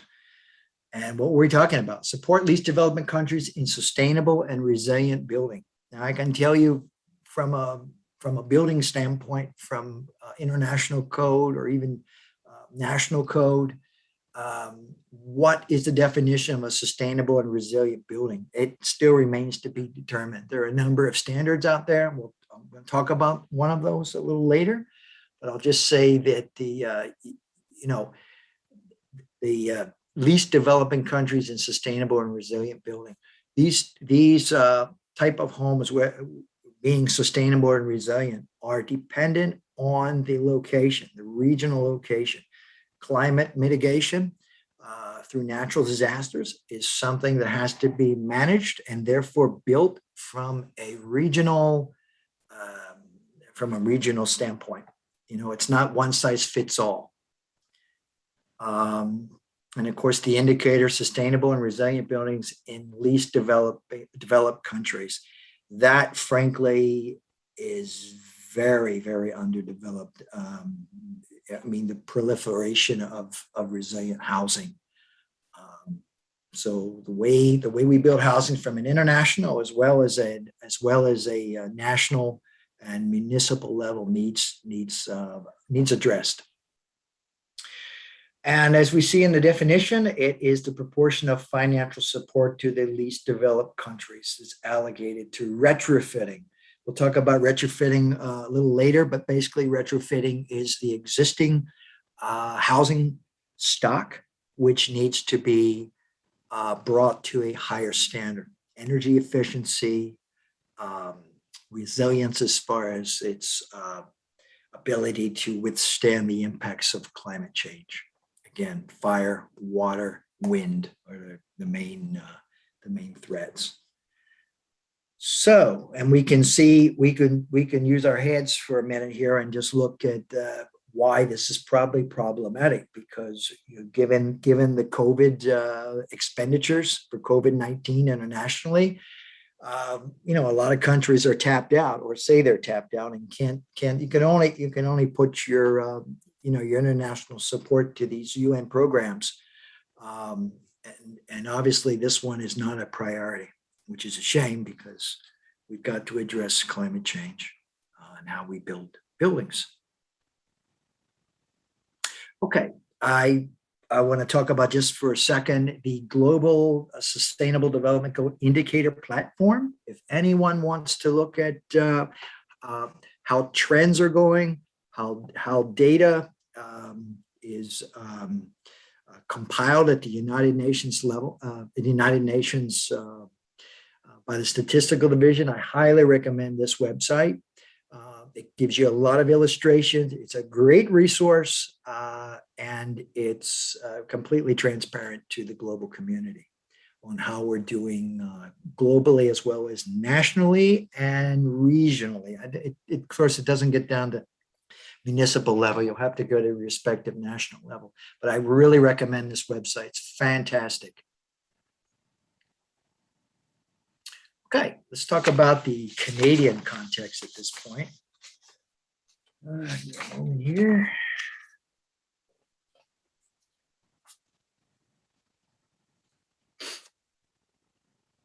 Okay, I want to talk about the federal progress, because there are so much varying degrees of what the municipalities and provinces are doing.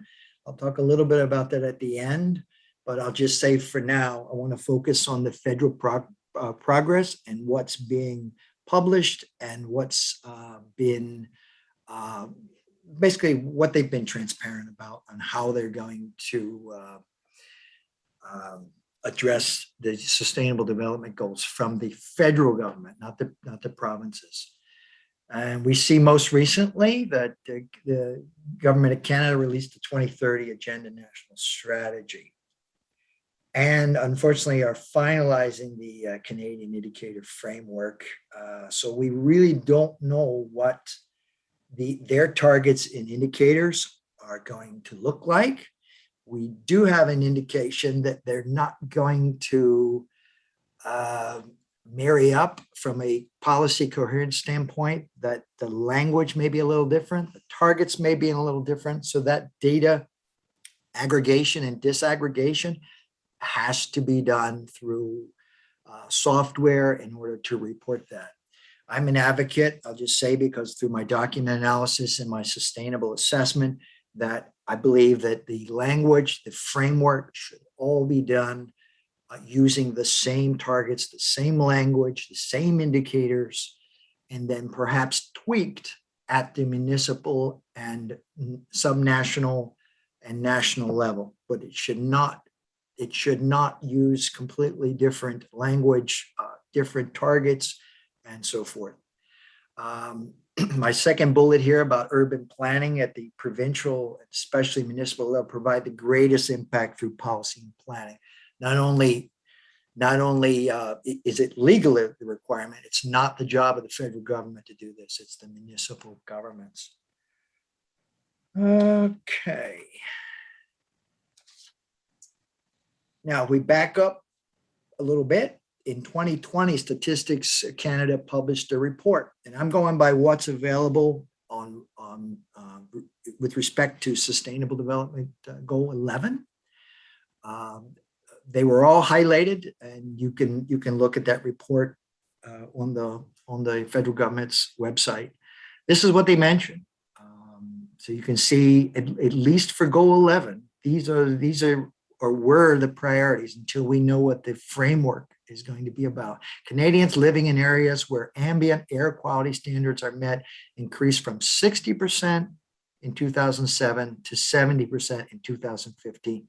that really doesn't tell us a whole lot, because the Sustainable Development Goal, or sorry, roadmap began in 2015, 16. So it really doesn't tell us a lot, but it tells us probably the baseline of what they're working with. This is obviously air quality standards are a priority. And then if you remember the term core housing needs, on the right side, 9.3 million tons of waste diverted from landfill. But let me back up. So they're concerned about waste from residential sources. That's very much a municipal responsibility and ongoing issue of what to do with the waste, whether to incinerate it, bury it, and so forth. Now we're talking about the core housing need in 2016. 2017, the Canadian federal government published its long-awaited housing strategy to address housing need and a number of issues, particularly in the Indigenous up north in Canada. So they're reporting 1.7 million households were in housing need from 2016, where over 90% affordability was an issue. So market-based solutions, are the norm in Canada. That may or may not change. I suspect it will not, but certainly there are advantages and disadvantages to market-based solutions, particularly for affordability. Let's see. Well, it looks like I double copied that when I copy and pasted.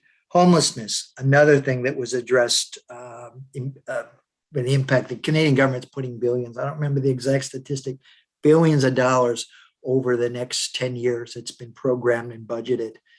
So you'll see 2016 estimated 129,000 individuals accessed an emergency shelter, 30% being women, 70 men.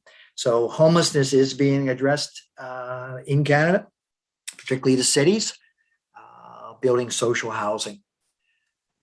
So those look like the priorities right now. I wanted you folks to look at that. Now, if we back up even more, Canada had a responsibility. All the countries within the Sustainable Development Goal, Sustainable Development Goal framework had a responsibility to report an interim document on how they were going to address the Sustainable Development Goals.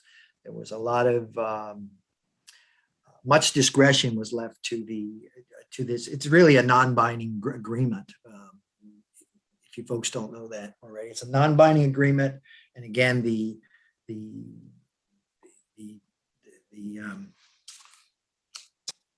I don't want to say signatories, but I want to say those that are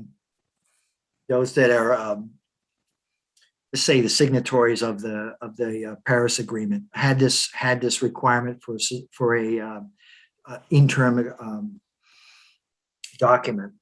And in 2019, the Canadian government finally published this, and we'll see what the priorities were then for Goal 11. And again, we're comparing 2019 to 2020, at least that what was published. Access to quality housing, pretty much the same way we did, using emergency shelters, core housing need. And we see the target. See, Canada's got its own targets, not international, but this is federal level, not municipalities. Reduce chronic homelessness by 50% by about 2030, but 2027, 2028. And the other one was Canadians live in healthy, accessible, sustainable cities and communities, which sounds like they've copy and pasted somewhat of Goal 11. So it's not precisely the indicators as well. The language is a little different, but it can be translated and therefore aggregated to the national and international level. And you can see the concern was for transport, municipal, so air pollution as well as solid waste. And it looks like the air quality standards are achieved from, that was reported as well, to 85% in 2030. So we see that's where the target was. We'll see if that changes when we await the results and publication of the Sustainable Development Framework for Canada, which should be forthcoming in the next few months. Okay, I mentioned this real quick. Let me check on the time here. I got to move along. I mentioned this for reporting. Now this sort of crosses into the interdependencies and crosses into Sustainable Development Goal 17. One of the indicators being policy coherence. As I mentioned before, I'm an advocate for Sustainable Development Goals being not changed, being used at the national level, subnational level, down to municipal level. That's policy coherence. Everyone's on the same page. We have unity of effort and that sort of thing. This is used very much in the military and through intergovernmental planning. If everybody's developing their own plans and indicators and targets, it's very hard to disaggregate and aggregate data.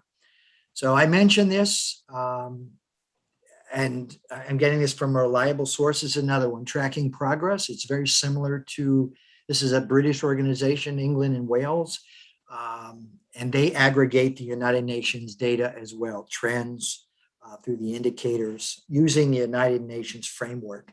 So I just want to put that out there that some countries are doing it, others are not. Okay, now we're going to talk about my research a bit. So my research focuses on sustainable housing and assessing its planning and proliferation through public policy mainly and action in alignment with the SDGs. And I will mention one caveat that sustainable housing, like all terms, sustainable remains a fluffy term and lacks a definition. However, I have made an attempt. My research in sustainable housing crosses several SDGs. As you see, I've got 9 of these. 3 not so much, but it has to do with healthy lives and good clean air in net zero energy homes, passive house, for example. I don't want to get too involved. I just want to say that my research crosses a lot of SDGs, SDG 11 though being the primary one. So some background, I'll give you some background on how buildings contribute to climate change in 3 distinct ways. Upfront embedded carbon, and we should think about the extraction of raw materials, the manufacture, the distribution, and in many cases, the installation requires even more release of carbon. Energy efficiency. This has to do with how efficient the energy is used up in a house, and that's expressed in energy use intensity, and that's usually in gigajoules in Quebec and differently throughout the rest of Canada, if I remember. I think Canada. I think Quebec has a different system. You'll see on your energy rating on your home or your appliances. And then fuel source emissions, obviously, the emissions profile used to heat, cool, and power appliances and buildings. Where we get that energy from, whether it's coal, whether it's nuclear, whether it's some sort of renewable source.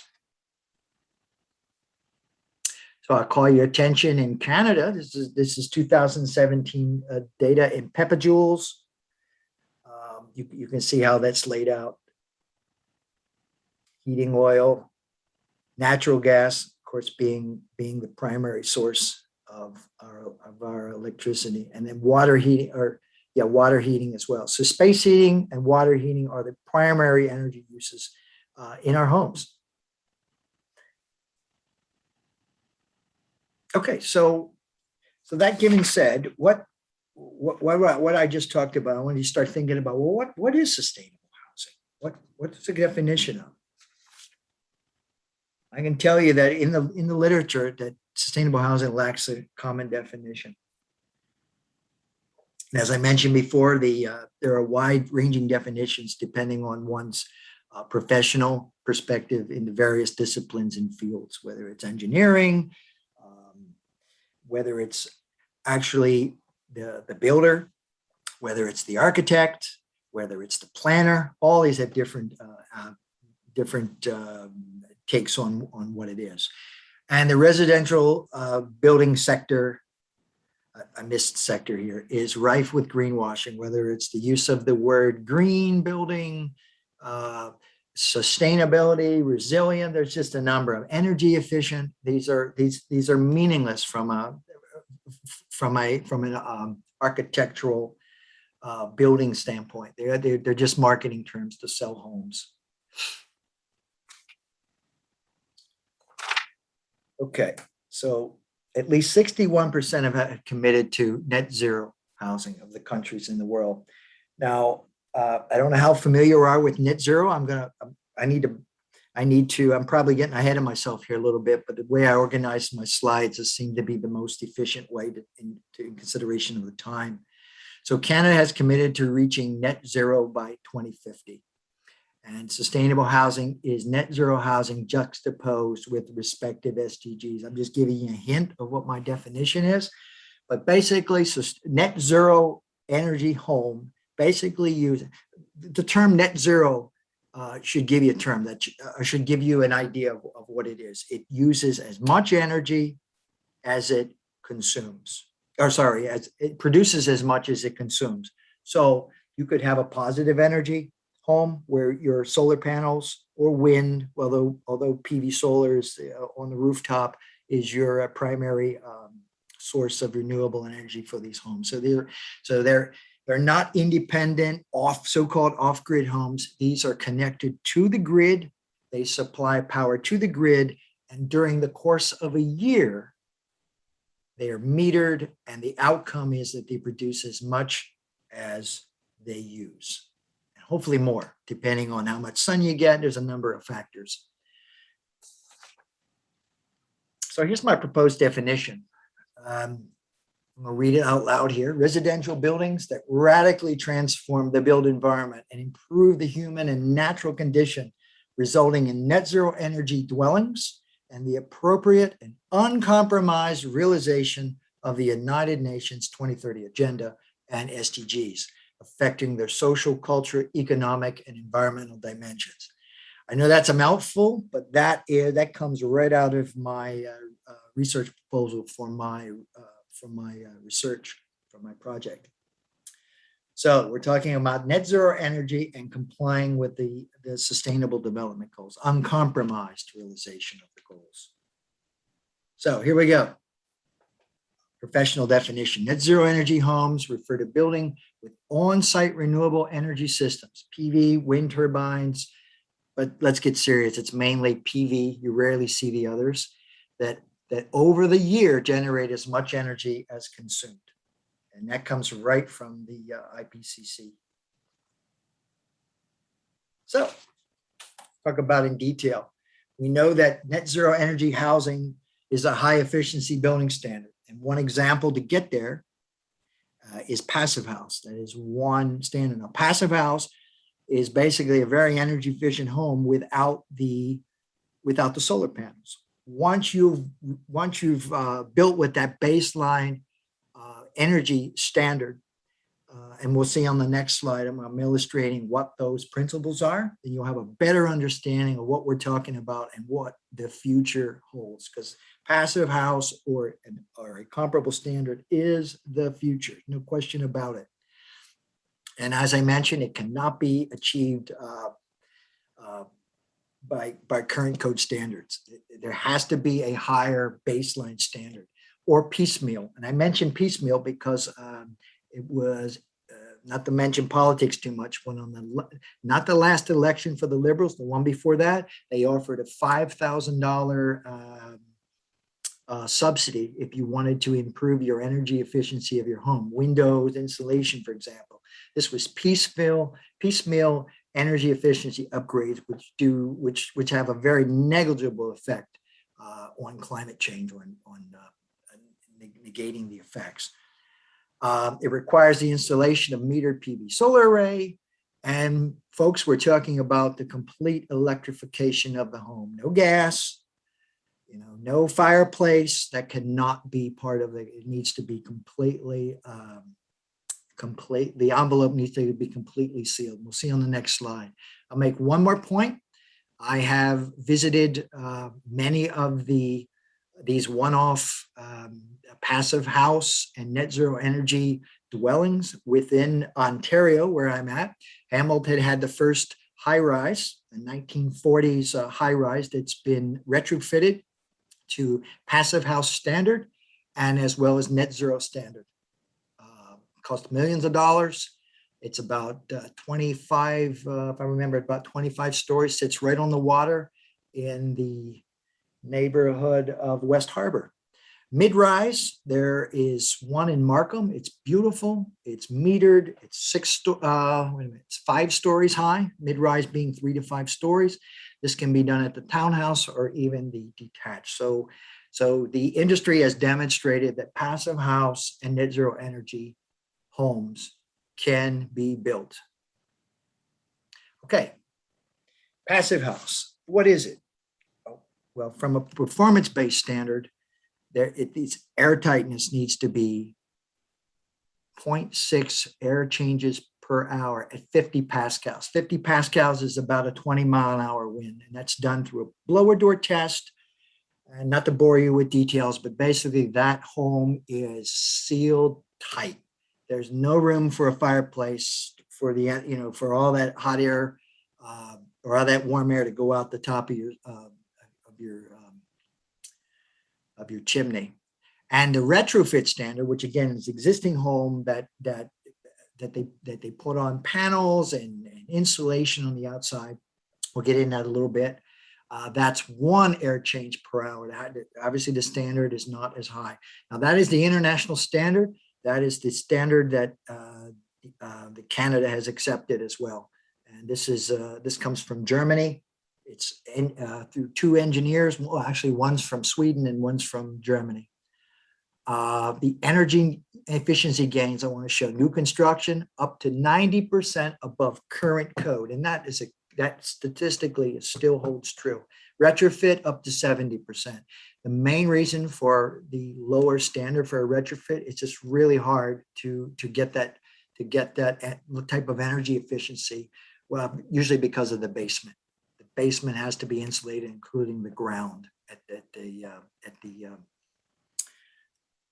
subsurface. So, or below grade, I mean. So what we're looking at for the principles, now passive house will tell you there are 5 principles in building. I claim there are 6, and the 6 being, the first being solar orientation. Homes can be oriented north, like for example, on a road, if you live off the street and your home, the front of your house faces north, that's fine. But the back of your house will have the large windows south facing. This takes advantage of the natural light and heat, solar gain it's called. And the north side of the house should have very few windows. If anything, it just provides a little bit of ambient light. East and west, maybe medium-sized windows is generally the construction that's being done. And again, it's for ambient. You want to capture that light, and you want to shade that light during the summer months. The second being high performance building envelope. I mentioned that we're talking a lot of insulation and R60 roof. Generally, code is an R30, R40, maybe R60 roof. That's and an envelope, again, air tightness. These homes are usually built on a slab without a basement, although basements can be built. Triple glazed windows, so the fenestration, large windows to surface area on the south, sparse fenestration on the north. When I say fenestration, I mean windows, any kind of opening. These homes have a heat recovery ventilation system, HRV, allowing 24/7 supply of fresh air. It never turns off. Fresh air is supplied to the home. There's an exchange of hot air and cold air up to about 92, maybe 94% efficiency. So when that stale air goes out, it's being mixed with the cold air.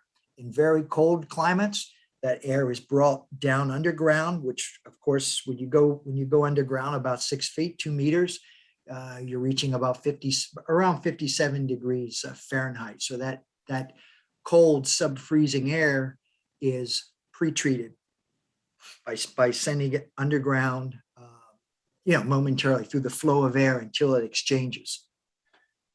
Air tightness we mentioned, and elimination of thermal bridging. So I can say right now, I just moved in an apartment in Richmond Hill. The best example is your balcony in a high-rise building. The slab where it meets the wall of the house. Right now we're about 0 degrees. I can feel the heat through the hardwood floor. The cold, about 10 feet into the house. This is a bridge.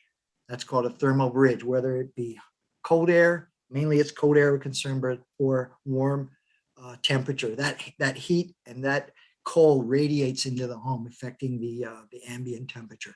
So think about a thermos bottle. Thermos bottle can hold water really hot for 8 hours. And why is that? Because it's double walled, it's got insulation, it's airtight. That's the same principle that's usually, when they talk about these homes, that's usually the right kind of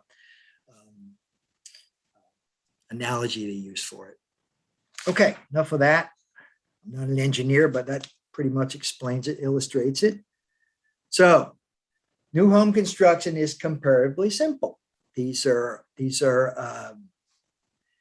off-the-shelf technologies. These are not anything that's not available, anything space age we have to wait for.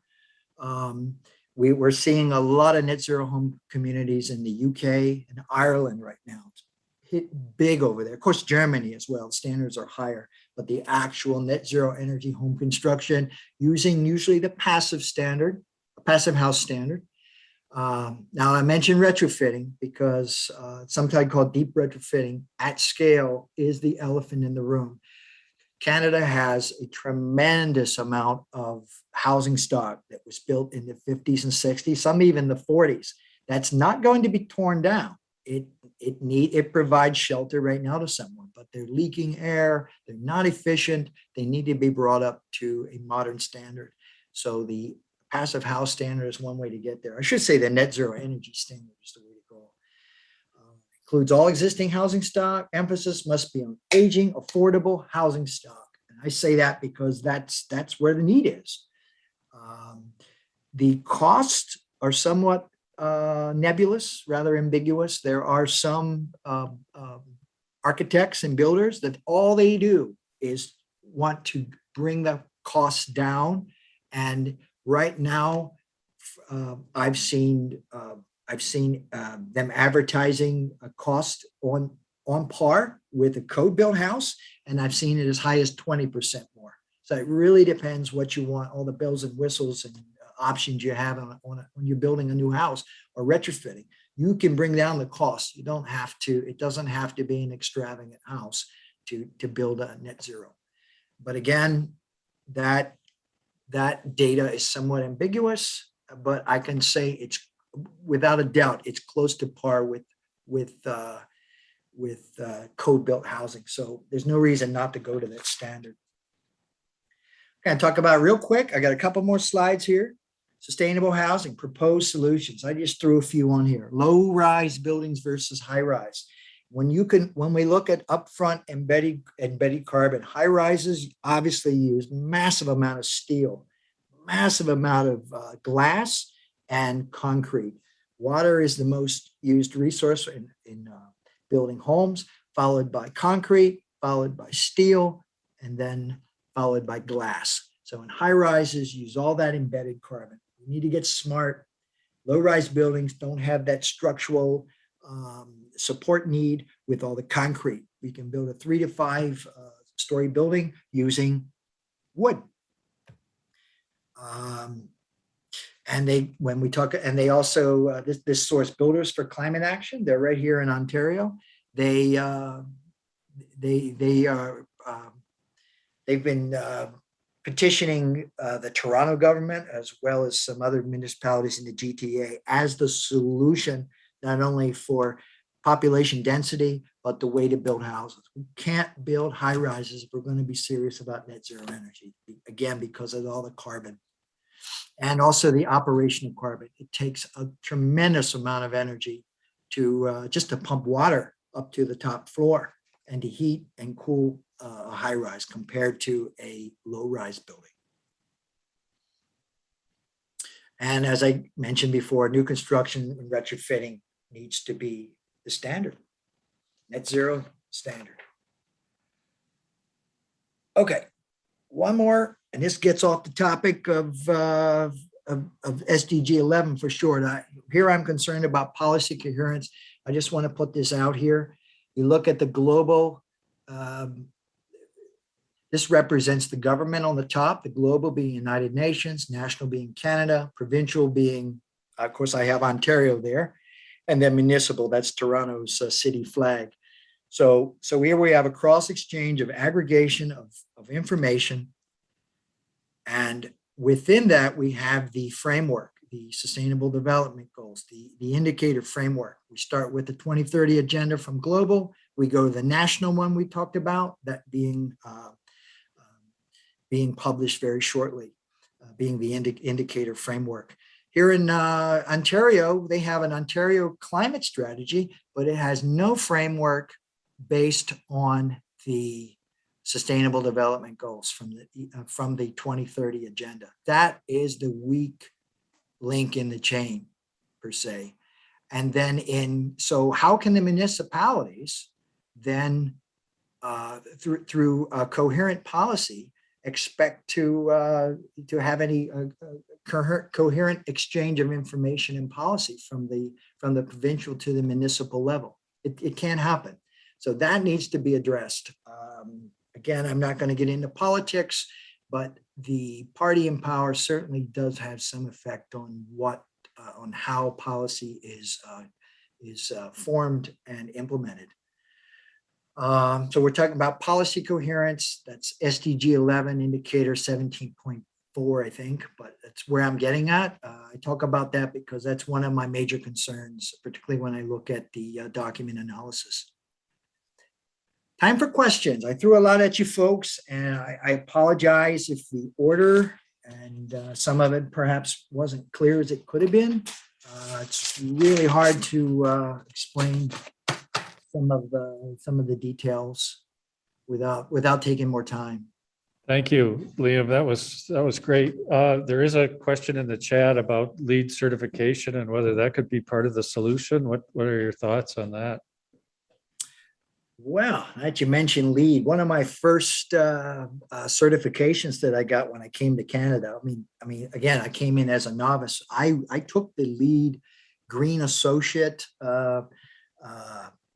exam and became LEED certified. That's the lowest level when it's basically the novice coming in. I will tell you that LEED Platinum standard. LEED is a very complex, complicated series of organizations. They're part of the Green Building Council.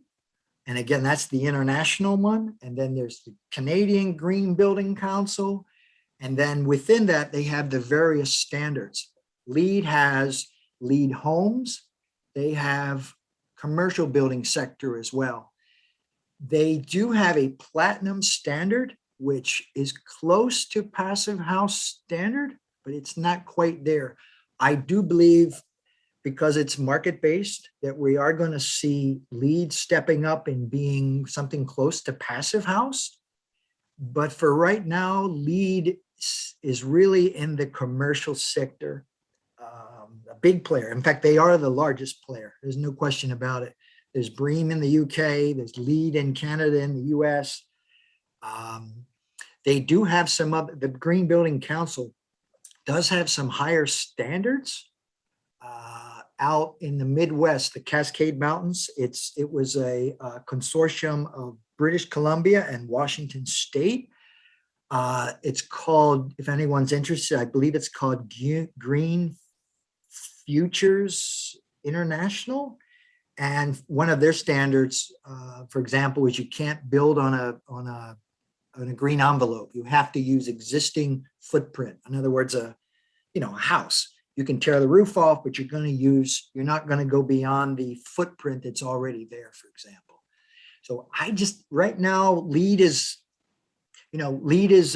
upcoming in the residential sector. To make a long story short, they're not the leader. Passive House is, and Canada has something called the R2000 standard, came out in 1981. That is that's completely being reintroduced. We had Natural Resources Canada did a 5-year study. I believe it was 13 homes that they used as their model homes to test the R2000 standard, and that gets you to about 50% above current code, whereas Passive House is 90%.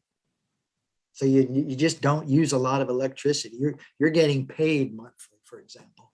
I know I'm getting off on some tangents, but to answer the question wholly, I would say LEED's not quite the standard. It may be, because they're always changing it. Right now, they're at version 4, LEED homes version 4. So maybe we'll see version 5 with something more impactful. Okay, thank you. We just have a couple minutes left for a final question, and I hope it doesn't open a can of worms. But you mentioned that you're very much in favor of standardized targets and indicators and adherence to those. Does that open up the possibility of the sort of McDonaldization of planning and development? And is there a danger you would lose a sense of place that, make people feel rooted in a community, or are the indicators flexible enough that you see what I'm getting at? Yeah. I know exactly where you're getting at. I've given a lot of thought to this. My view is that the targets are pretty much static. It's the indicators and how that data is disaggregated down to the local level through the various governance channels, being subnational, provincial, national levels. They're constantly looking at the methodologies. What I see is more indicators being derived. There could be some changes to the targets, but I think from a global scale, we're pretty much where we're at with that. But there's always room for that. My problem is when you have unity of effort, and again, I come from a military background. We have a national security strategy, and that we turn that into the national defense strategy, and then each service has their own strategy. The Army plan, for example, and then down at and then plans are war plans and so forth are derived, but it's derived directly from that principal document. So I guess my answer is I really don't know, but I would prefer that through policy coherence that the government of Ontario, I'll use them for example, they at least have a climate change strategy or a sustainable development goal strategy. It doesn't exist. If you read their climate change strategy, you're thinking they're on another planet. They're not in the same country. They're just ignoring the sustainable development goals. They're coming up with their own guidance for the municipalities. And I'll give you one good example. Even though Ontario has not stepped up as far as their planning documentation, having a sustainable development goal plan and strategy, the City of London, oh my gosh, those guys, whoever devised it, I think there were two primary authors. You would think you were reading something that went from international to municipal level and just skipped everybody else, because they completely ignored the lack of not having a sustainable development goal strategy from the province. What they've got available, and it's available online, by the way, if anyone wants to look at it. The city of London has their indicators and targets laid out precisely. Now, of course, they've tweaked it a bit on what their priorities are, but they've kept it all in check with very little deviation at all. I mean, you know exactly where it's coming from. The amount of coherence and determination to implement the United Nations Sustainable Development Goals is clearly evident. And frankly, that's the best example I've found, at least in Ontario, where I'm doing my research. Okay, thank you very much, Liam. We're out of time, but I want to thank you so much for sharing your research with us. And wish you good luck with the thesis and the dissertation and the defense and the next step. Thank you, Anna. Do you have Thanks, any Peter. final? Appreciate it.